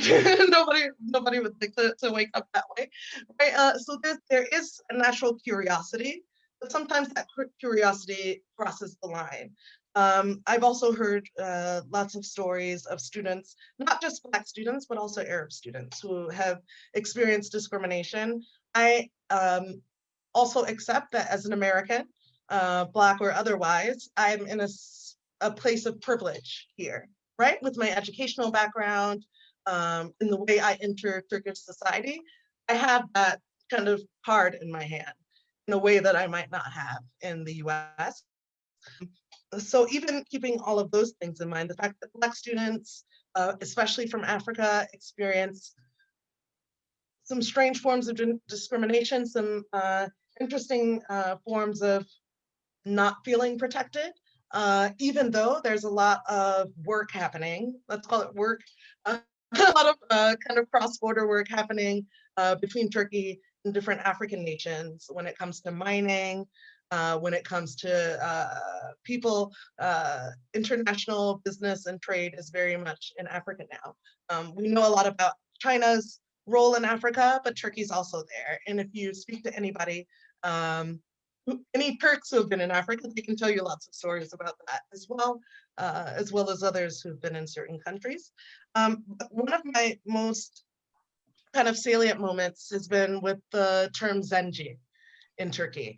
And so the term Zenci, which a lot of people use to refer to Black people in general and Black people in Turkey, is a term that was used for a certain group of slaves from a certain region in Africa who were brought in by Ottoman traders. So it's a very specific term, and it refers to those people in that position of servitude.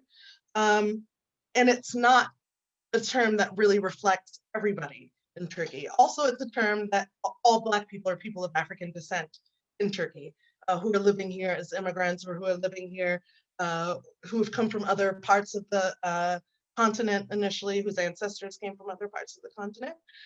It's also been a bit, it's messy because of American film and music, and the way the N-word is translated in a lot of cinema and music is with the term Zenci. And so there was a video of African students and Turkish students going around interviewing people on their campus about the term, about what they know about Africa, right? Not just what they know about Turkey or Europe, but how much do they really know about Africa?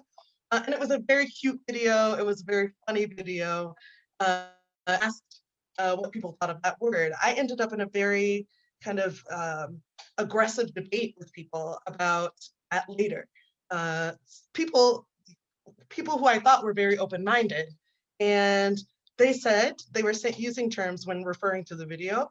Oh, if they're gonna, tell us that we have to call them a certain thing, they can go back to Africa, right? And that reminds me a lot of the things that a lot of white supremacists or people who don't consider themselves white supremacists in America say to us when we complain about discrimination or police brutality or other things. It's just like as if we don't have a right to be here.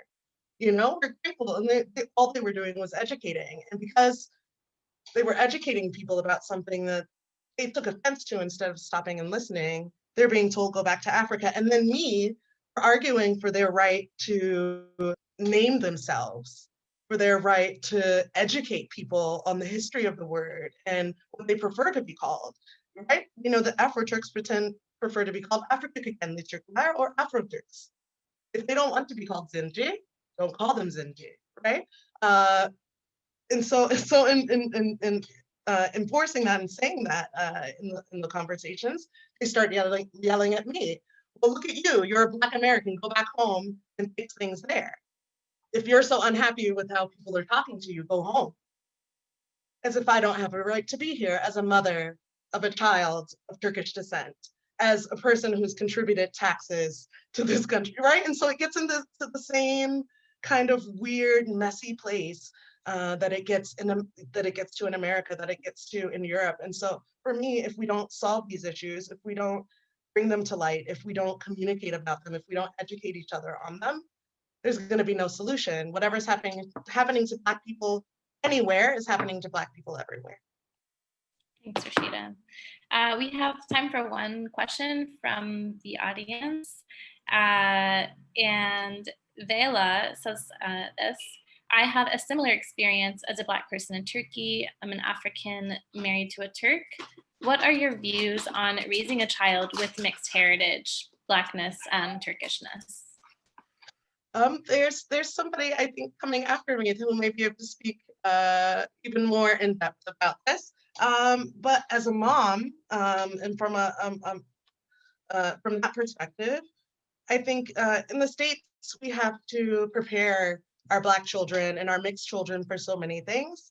And the lucky side of it is, as a Black mom, we have we already have that knowledge. I think some of those things are a little bit more challenging for white moms with mixed kids. You have to, when taking care of hair, taking care of, you know, kind of the self-esteem stuff, they have to go through a lot more of a learning curve than we do.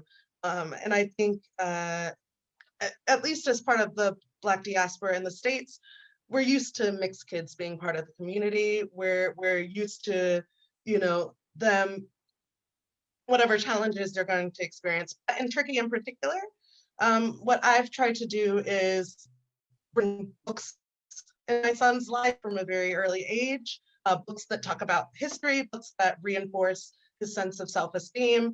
I try to talk about leadership from our communities. I try to reinforce how special he is, and I try to give him the words that he might need in Turkish and in English to talk about who he is, right? To when somebody asks why your mom's skin looks like that, I try to equip him with the vocabulary to talk about it. I try not to hide the fact that he might experience discrimination. I also try not to diminish what he says when he states that he's experienced something strange. He has the experience of when he's with his dad, most people assume he's Turkish, and when he was with me, everybody assumes he's Black or African, and so who he's around changes his experience very much. But yeah, there are resources out there as a mom here, but there are a lot of tricky conversations that you have to have, and part of it is just knowing what to say in Turkish, knowing how to say it. I guess that's the most I can put together right now. You can feel free to contact me, or I can also share with the group some other resources that I've used in that. Also, educating your friends about these issues. As your friends see it, they find ways to defend you. And any of you out there, if you're friends of Black people or other people of color or minorities living in Turkey, don't be afraid to raise your voices and back them up and support them so they don't have to do it all on their own, because it gets tiring answering the same questions all the time. Yes, absolutely. Thank you, Rashida. That is a great note to end on. Yes, thanks again. A round of applause. Thank you. And a hello to Atlas as well. We're going He loves you. He'll enjoy it. He might be listening actually upstairs. Yay, okay. All right, next we're going to be, bye Rashida. Next we're going to be hearing from Zajan and Jasper. From Zajan and Jasper. They will both be introducing themselves really quick, and then we will move into asking them a few questions. I'll just go ahead and read out the first question that they can answer from us. Can you both touch on your experiences growing up biracial across two countries? How are your experiences different between the United States versus Turkey? I'll start with my introduction first, and I just want to say thank you for everybody joining. I was really sad that Turkey did not have the BLM protest when other countries were protesting, so this discussion means a lot. My name is Ajam Yildoran. I'm half Black and half Turkish. My mother is Black American. My father is Turkish. I grew up in Turkey until I was about 15 and a half, 16 years old. And then I moved to the States for 12 years. I came back to Turkey a year ago, and I run a foundation that focuses on lessening the gap for education and giving free opportunities for English. I'm a Black woman. My mother is a Black woman. So just standing for women's rights and Black women's rights comes very natural for me. And I'm also a cousin to two unarmed men who were killed by the police. So I'm very sensitive, extra sensitive actually, to police brutality cases. And this is why it's very important for me to speak today. You want to introduce yourself? Yep. Hi, everyone. I'm Jasper Yildoran. First and foremost, I want to give a birthday shout out to George Floyd. Hopefully he receives the justice that we're all seeking for him. Also, I want to say, to the panelists before us, it was great listening to you guys.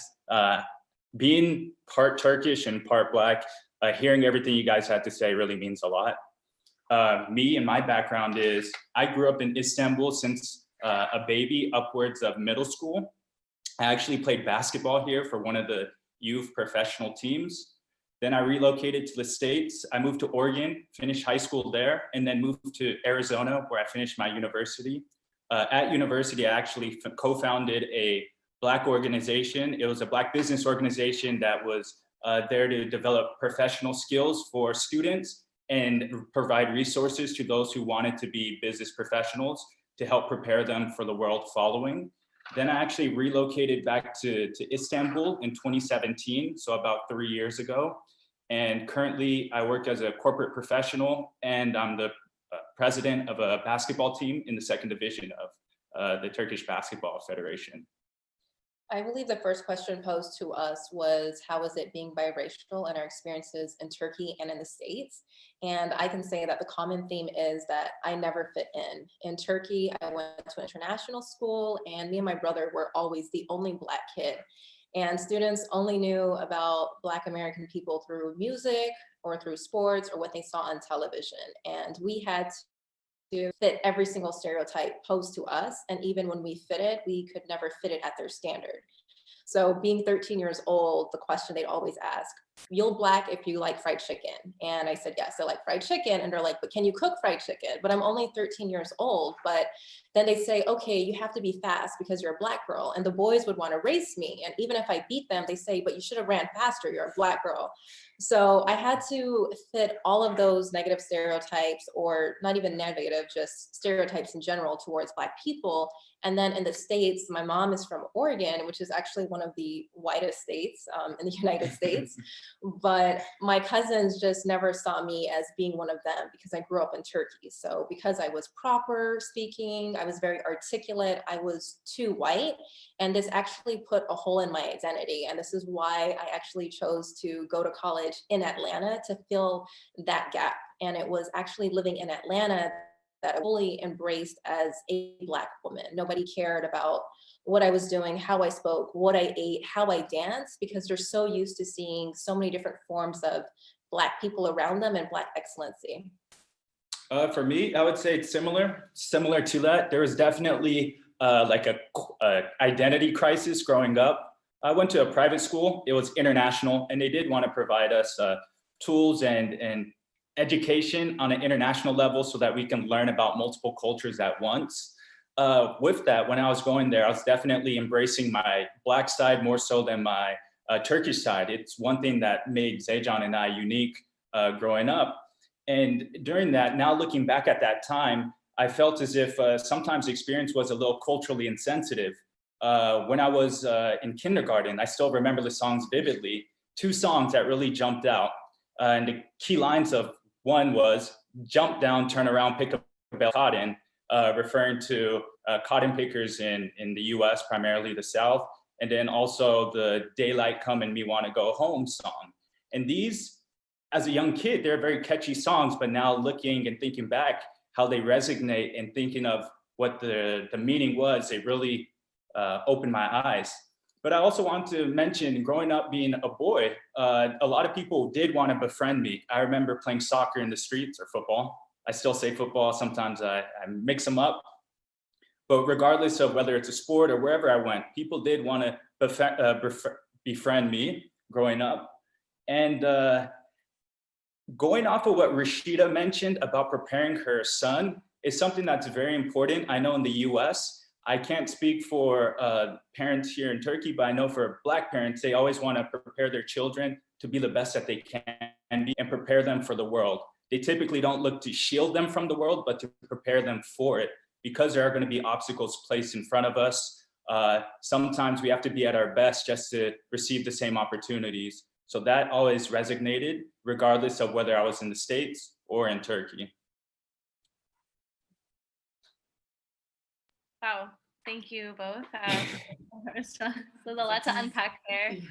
Our next question also kind of piggybacks on what you were talking about just now, Jasper, but how were your experiences both similar and maybe different, being a biracial woman for you, Zajan, and a biracial man for you, Jasper?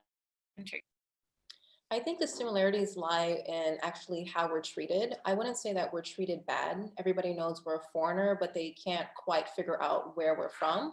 Most people would actually think that we're of Arabian descent. So we get the word Arab a lot, which is actually condescending as well. But I think for the most part, like we are treated well, but we're still treated lesser than fairer skinned people or people with lighter hair and lighter eyes. So while they might treat us good, I could definitely see that they'll treat other people better and before us. And in terms of how I'm treated towards as a biracial woman and my brother, a biracial man, I do think that there is kind of this hierarchy of Black men and Black women. And typically Black men are always deemed as cool and at the top of the chain for men, and Black women are kind of at the bottom of this hierarchy. So I feel like my brother, no matter where he goes, he's tall, he's athletic, people love him. And they just think he's super popular and want to be his friend.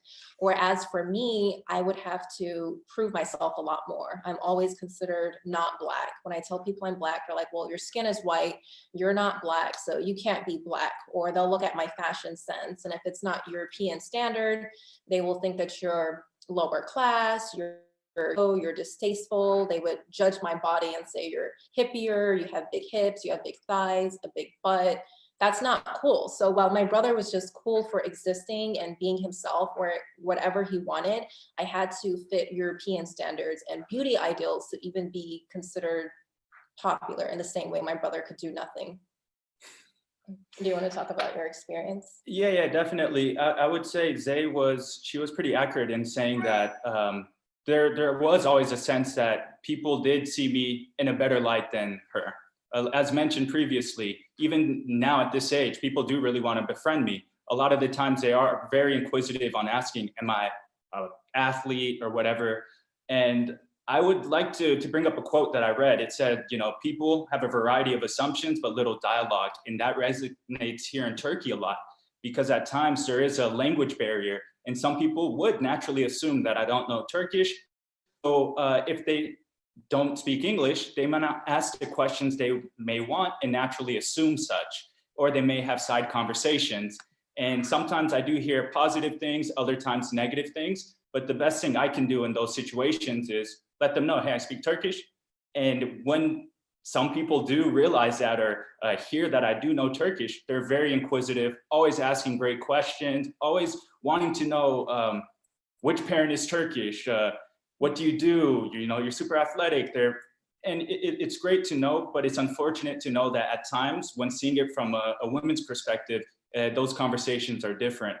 And then I would say, I know men, we're masculine, we're competitive, but at times being the token Black person on a soccer pitch or a basketball court, they do automatically try and single me out to try and get the best of me. But growing up an athlete, I love that competition, like let's bang pretty much. But I would say at times there is some negative aspects of that. I know sometimes meeting people in social gatherings, some Turkish men, they can be a lot more protective. I actually have a friend who used to be a basketball player here who got beat up very seriously because of overprotective and possessive individuals. There was another instance which wasn't actually in Turkey, it was in Greece. A peer of mine, someone I used to go to business school with, he actually was brutally killed in Greece following graduation from Serbians because a Serbian lady wanted to take a picture with him at a bar. And that just always resonated with me, that at times we do have to be mindful because even in our comfort zone, there may be a risk. Not saying there always is, but it's something to know. I don't want to use the word envy, that may be the case, but there aren't always good people out there. But I have experienced both the great and sometimes the negative aspects of being a biracial individual here.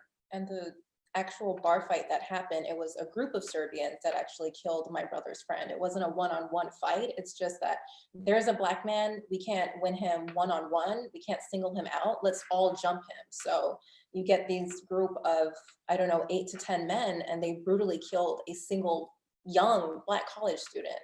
And in terms of just comparing, I know we're biracial, but example, Black women and Black men. For example, my father is a successful Turkish man. And when people ask us, like, where are you from? What is your mother? And we tell them that she's Black. They always think like, why is a Turkish man with a Black woman? He could do better. You know, that's kind of like the lowest on the totem pole. And the same way, often when you see Black woman with a Turkish man having kids, they think like, oh, a Turkish woman with a Black man having a kid, they're like, well, she's a whore. So there's always these negative stereotypes around Black women and Black men. They're very different, but they're very present and prevalent at the same time. All right, we have another question for you guys. These seem to be pretty heavy ones, but you touched on this a little bit in your previous two responses, but could you maybe go into more about this concept of Blackness in Turkey? It, in general, often seems heavily influenced by specific experience narrated by Western media and entertainment. And do you feel like that plays out in people's perceptions and interactions with the both of you? Definitely so. I'll say this, at any point in time, I believe today we're at the greatest point in which there's an intersection of music, apparel, and sports. And these are sort of the pillars of culture or pop culture in today's society. And when you look at all three aspects, they are heavily influenced by Black culture. You have, for example, Virgil Abloh, who was a skater, Black male, creative director of Louis Vuitton. Yeezy, very popular brand, seen all over the place. You have LeBron, basketball player, activist. You have Lewis Hamilton, who's dominating a predominantly European-dominated sport. You have Travis Scott. These are all well-renowned figures, not just worldwide, but here in Turkey. When you look at urban streetwear brands, Les Benjamin's the top one in Turkey, great brand.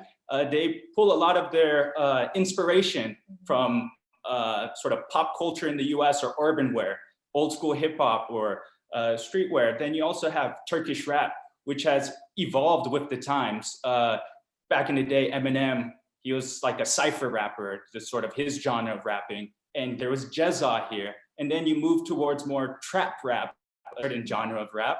And now you have different artists which, you know, take this style and bring it here. And I don't see it as anything as cultural appropriation. There are some instances where it could be seen as that, but a lot of the times it's just the influence. And I think it's great, but there are negative instances where culture is predominantly appropriated and in negative contexts.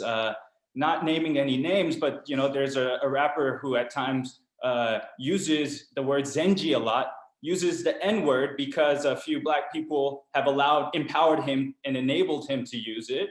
And then also in music videos, stereotyping the Hennessy, drinking Henny, you know, with the gold teeth, Black people being athletic, prison workouts, like outdoor workouts, which have very negative connotations due to incarceration rates in the States. These are things that aren't necessarily seen or known about here, but us having our sort of global perspective and understanding and our background there, we know these and we see them. And it's unfortunate that they're not necessarily considerate of such.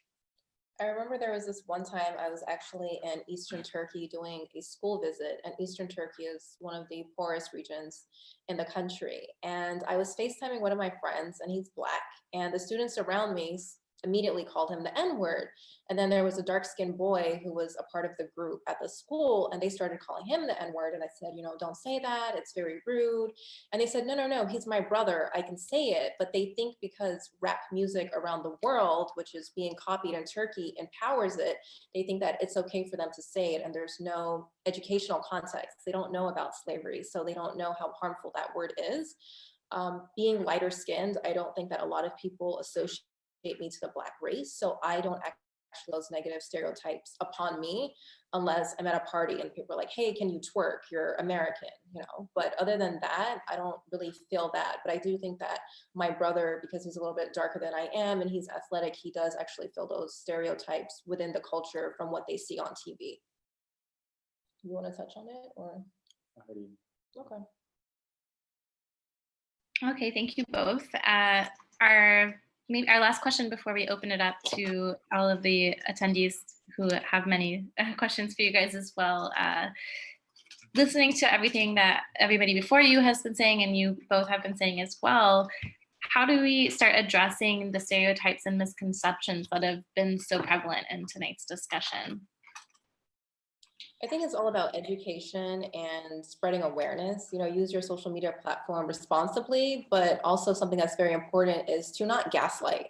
If you hear somebody of color say that this experience, this is what I know, don't question them and say, is that really what's going on? Did you misinterpret it? Or Black lives don't matter, all lives matter. You know, don't say this. Don't say that white privilege isn't real. Don't say that systemic racism is not a thing unless you are a person of color.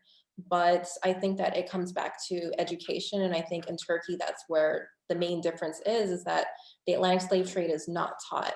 And I think we have to use every opportunity to be able to educate where we can and not come out of anger, but just come out of empathy. And to add, and it was briefly touched upon by Rashida, when it comes to a lot of primarily American films, but also just films across the world, or just depiction, when you look at African depiction, typically it's poverty or royalty. There's no in between. There's nothing discussing the middle class, a very large and growing, booming demographic in Africa. For Americans or Black Americans, we get gangbangers, gangsters, the thugs. We see musicians and rappers who are all thugs. If they're not a thug, they don't sell. And it's unfortunate to see. We don't see Black professionalism or Black excellence. Also, I can speak just for myself. Aren't used to sort of a Black professional. I wear a suit and tie 5 days out of the week. People are not used to it whatsoever. They would assume that they're more used to seeing me in, let's say, some t-shirts and some basketball shorts. But what we can do is, you know, discuss with people, keep an open mind, inform them, let them know. I'm a very talkative guy. I love to converse and let people know, hear about them, and also speak about myself. But I also think it's very important to hold influencers in the day and age of social media. There's a lot of influencers who have a very large outreach, and sometimes I don't want to use the word they need to be checked or anything, but just holding them accountable that they are their message is appropriate.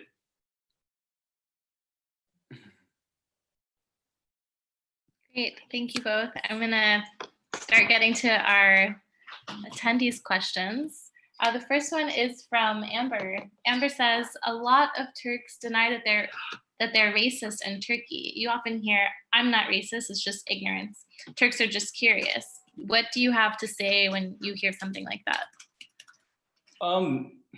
Sometimes I don't think they do bring up race and racism, and maybe it's not the sense of racism as opposed to prejudice. Sometimes it could be based off not necessarily white and Black, but ethnicity. And so I do think it's prevalent. And there are some instances, you know, sometimes I do see a lot of the times Arabs or Kurdish people being spoken about negatively. And these are some things that Turks don't recognize. And I think it's important that we all should recognize our prejudice so that we can learn from it, grow from it, and understand how we can prevent it and not pass it down to the following generations. It's important to understand that racism and colorism is actually very different. So a lot of times Turks think that they're not racist because they accept Black people, but then what about the minorities within the country? That's still racism, and it's something that they actually don't address and don't want to talk about, but having an open conversation about everything is very important. Our next question is from Onur. Onur asks, could you tell us what your take is on the BLM movement and its political regards to anti-Black racism in Turkey? As far as Turkey, I think one thing it's great, and I'll speak on from how it stemmed in the US or how it grew and enhanced with the Trump administration.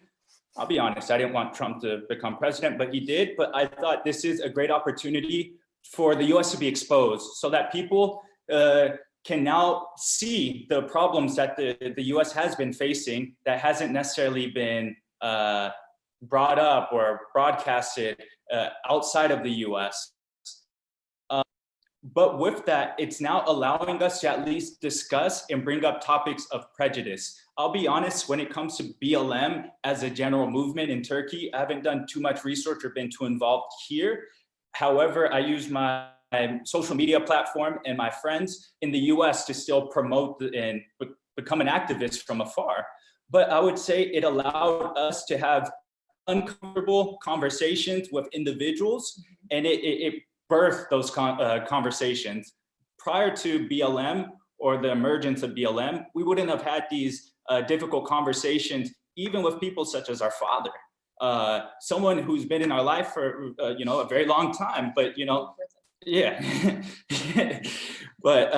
but yeah, now it gives us a means to address these head on, and it's something that's very important, so that people as a community, due to globalization, we're a global community, as a whole, we can understand how to cooperate with one another and coexist.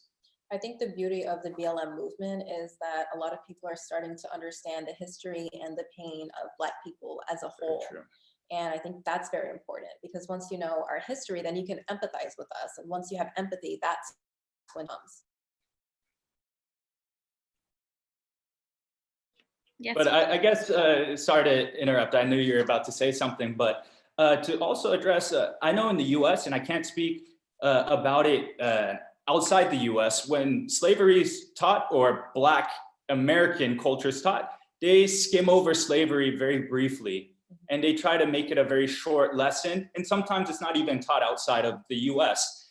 And because of that, people don't understand the issues that has transcended amongst generations, from PTSD, which is rampant in the Black community, mental health issues.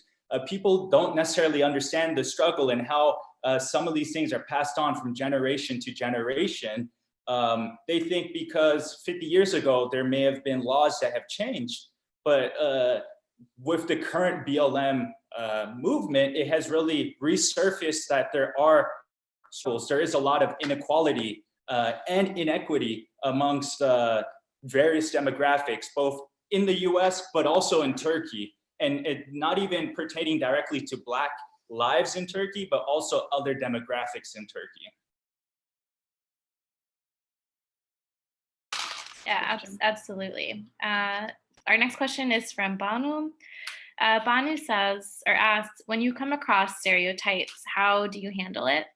Do you choose to educate people, or do you choose to remain quiet and move on?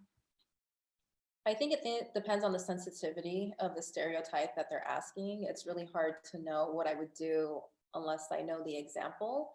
But there's been times where I just entertained it and said yes or no and laughed about it. And other times I might have gotten a little offended and turned it into a history lesson. It's really hard to know until the actual stereotype is posed, because there's an array of stereotypes, and some of them are very sensitive and some of them are just harmless jokes in a sense. For like a Black guy, Zaid mentioned several times, I see athleticism. Since I used to be an athlete, I would take it and be happy, but I know I have friends who weren't athletic, and for them, it's unfortunate because they don't want to be put into this sort of stereotype. And I know, as a working professional and someone who really enjoys economics, geopolitics, tech, when they subject me to something as just music, apparel, and sports, they don't see the full picture of me, and they may discount the other strengths that I may have or features that I may bring to the table. So I do at times use it as a means to educate people. I think it's very important to do so. Okay, we have time for one last question. This one is from Khadija. Khadija asks, how do we ensure that the conversation doesn't lose momentum? I think it's all about just using your social media platform wisely, constantly share news. BLM is not a trend. It's going to be here forever. You know, Black people are always going to exist, so it's always going to be an issue. There's always going to be racism, somebody that does not like a person because of their skin color. And I think that it's important to just educate yourself. And when you educate yourself, share that knowledge, use it responsibly, and you never know who you're inspiring. You know, one message online can literally spread like wildfire. So feel free to share as much as you can and educate, and just know that people are out there listening and watching, and they're sharing it too. No, I think that is very important to keep the message going, but also choose your fights wisely, I would say. I know for me, I've seen people in positions of power in which have a lot of influence and sway, who may have sort of adverse or not good ideas or thoughts or just misconceptions. And it's very important to sometimes even tackle those, even because they may have sort of a power dynamic, and with their mindset can really cause a very huge and negative effect down the road for others, in which their decisions would impact and implicate. But also, I think it's very important to stay up to date, up to news, not only to matters regarding Black Lives Matters, because I'll be honest, when it comes to understanding the world and the plight of other people, you can see how certain things may resonate to your own people or your own history and culture. You can apply these to different examples that may be happening in your own backyard or home country. So I think not just limiting yourself to matters regarding Black lives, but just in general of the world, so that you can sort of expand your horizon on what you're thinking of, but definitely staying up to date and understanding what is going on and being informed. It's very easy to be manipulated by media nowadays. So really go out there and do your own research. I know Facebook and their algorithmic based news throwing at you, and sometimes it's just a catchy headline. Please read, do your research, take your time, and speak to people, ask questions. It's always good. People are, a lot of times people are very comforting, and they're willing to respond to you if you can make it easy for them. I think as a Black person, we like when other people want to learn about our culture. So always ask your Black friends questions and open up the conversation. I think that's how you do keep the momentum going, is just constantly talk about it. Don't be afraid to ask questions to see if a stereotype is real or to debunk it. But the more you speak, the more you keep it alive. Thank you both, Zajan and Jasper. Thank you. Thank you.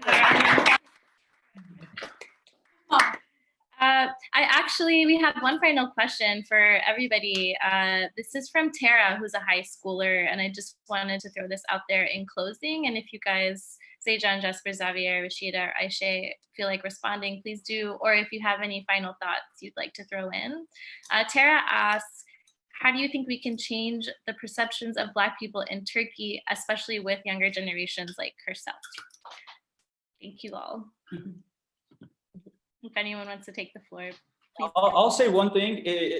One huge thing I know for me growing up, whether it was in Turkey or in the States, is representation and finding someone they can identify with or come to and discuss.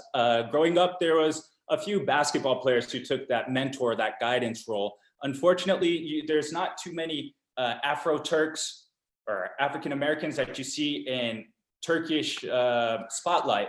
And I think if there was a little bit more representation, or sort of a community, or sort of a platform that would allow people to understand more, it could really push forth the representation of Blacks across the globe in Turkey.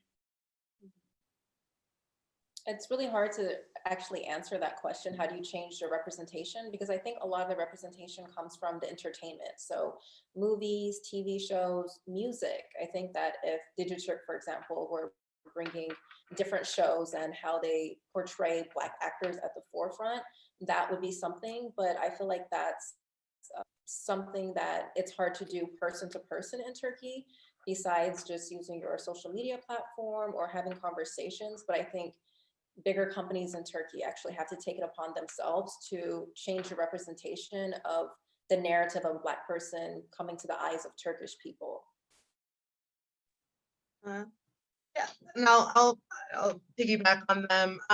They're talking about representation and visibility, and I think it's what we've all been talking about throughout this, right? Visibility in history books, visibility in education, visibility publicly. I think, again, because a lot of people don't consider people of African descent as being Turkish, right? A lot of times they're in films and in things, they're always portrayed as an other, as being, rather than being part. Or if you can pass, right? We have this term passing. If you can pass, then they just take this person as a dark-skinned Turkish person instead of making an attempt to talk about their identity. And I think, you know, generation-wise, you know, this is kind of outside of my son's generation or Zaydan and Jasper's generation, right? For a lot of older generations with Afro-Turks, people have mixed so far down the line and kind of erased their own visibility in a way in order to be accepted by society. And so we really have no idea about the numbers because people are so mixed and they have no idea they have African ancestry. Or there are people who know they have African ancestry who don't look like they have African ancestry, so people assume they aren't. But I think, you know, like they said, the more we talk about it, the more we get things out into the media, the more we share, the easier it will be for everyone.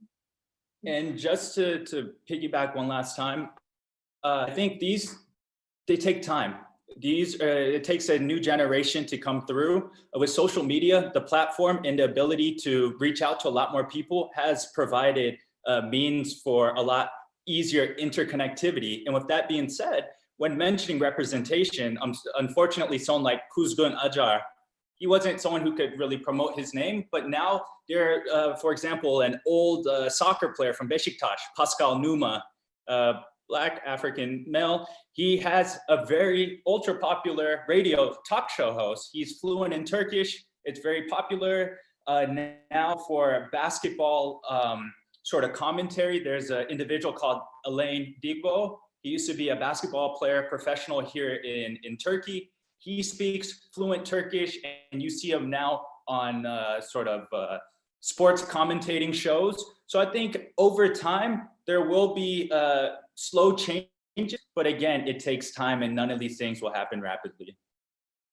And just to go back to what my brother was saying, he was mentioning a lot of athletes, and we have to not put Black people as only athletes or entertainers. We need to see business professionals and other jobs in the Turkish community. But I think that as, you know, Turkey continues to develop and more globalization comes, you're going to get more people like Rashida coming to work in Turkey, and that representation is going to spread slowly.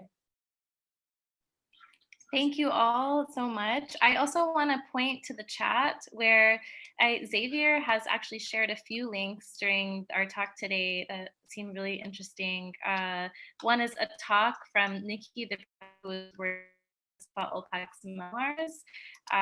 She was invited, but she wasn't able to connect into this conference, but she has a talk coming up on October 30th.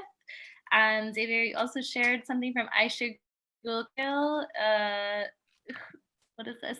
Vocabularies of Invisibility is remaking the Afro-Turk identities. And another link from BNet, which is a great news source. Is there really no anti-Black racism in Turkey? That's the links that Xavier shared. And we'll include these in an email that we'll send out to all of you attendees maybe later tonight or so. And I just want to give you guys a round of applause again for joining, and also, yeah. Thank you. Can I poke in just briefly? We've been talking about Nikki, the professor who is working on the translation of Mustafa Alpak's book, and she just wrote me. She's on the call now. She said her class just she's on the call with her entire classroom right now in Kentucky. So I don't know. I give it to you guys if I don't know if Nikki wants to say anything or if you want to ask any questions to Nikki. I guess she could. I don't know how we would do that. Just so you know, she's here. We have a little time. Yeah, We can. let's message her. I don't know how. I'll message her. Keep. We need to make her a co-host. We have to enable her mic, but in the meantime, while we figure out how to get Nikki available, hopefully she wants to say something. I have a quick announcement about. An announcement that I have been given to read to you guys about an upcoming book club that we're opening that Istanbul&I are co-hosting. So this is the update. We're happy to announce that the Istanbul chapter of Because We've Read is going to be opening here in Istanbul in collaboration with Istanbul&I and Yabangee. Because We've Read is a global book club that was started by Hoda Kutabi. I don't know when. This year, 2018, that's right, 2018. And now that the Istanbul chapter is starting, we'll follow up this discussion with a talk in 2 weeks. It'll be on October 28th from 7 to 9 p.m. And we'll start with the first essay of James Baldwin's The Fire next time. The essay is called My Dungeon Shook. And if you want to attend, you just need to read the essay before October 28th. And there's a free PDF of the book, which includes this essay and one more on becausewe'veread.com. We'll provide that information and link to everybody who RSVP'd tonight. And we'll be including this in an email, and also how you can sign up for the first meeting of Because We've Read. And I'll also provide a URL for how you can sign up for the book club if you want to keep attending meetings. So thank you guys again for attending. And did we get Nikki? Oh, I guess. It's too hard. We can. Yeah, we can send information or something for how to reach out to her or connect to her. Through I'm unmuted. Can you hear me? There she is. Yay! Everybody say hello! Yay! You're in Turkey. I don't know what it's doing. Okay. Everybody repeat after me. Repeat this phrase. İyi akşamlar.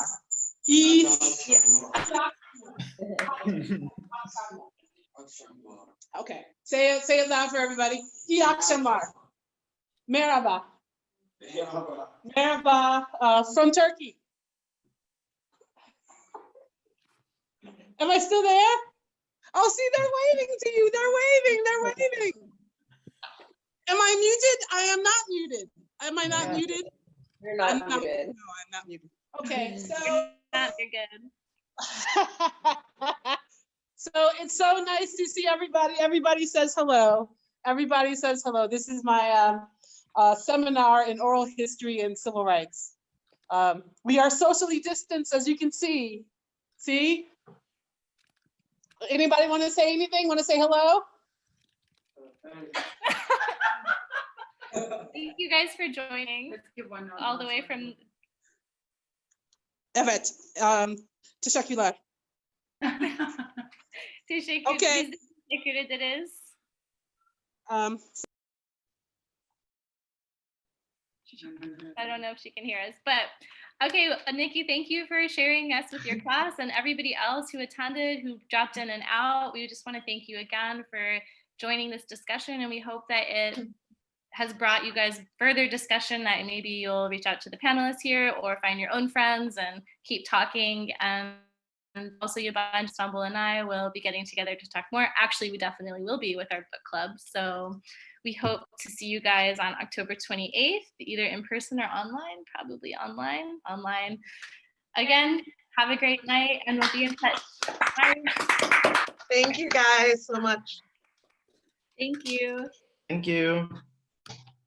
Bye-bye, everybody. İyi akşamlar herkese. Yeah. İyi akşamlar.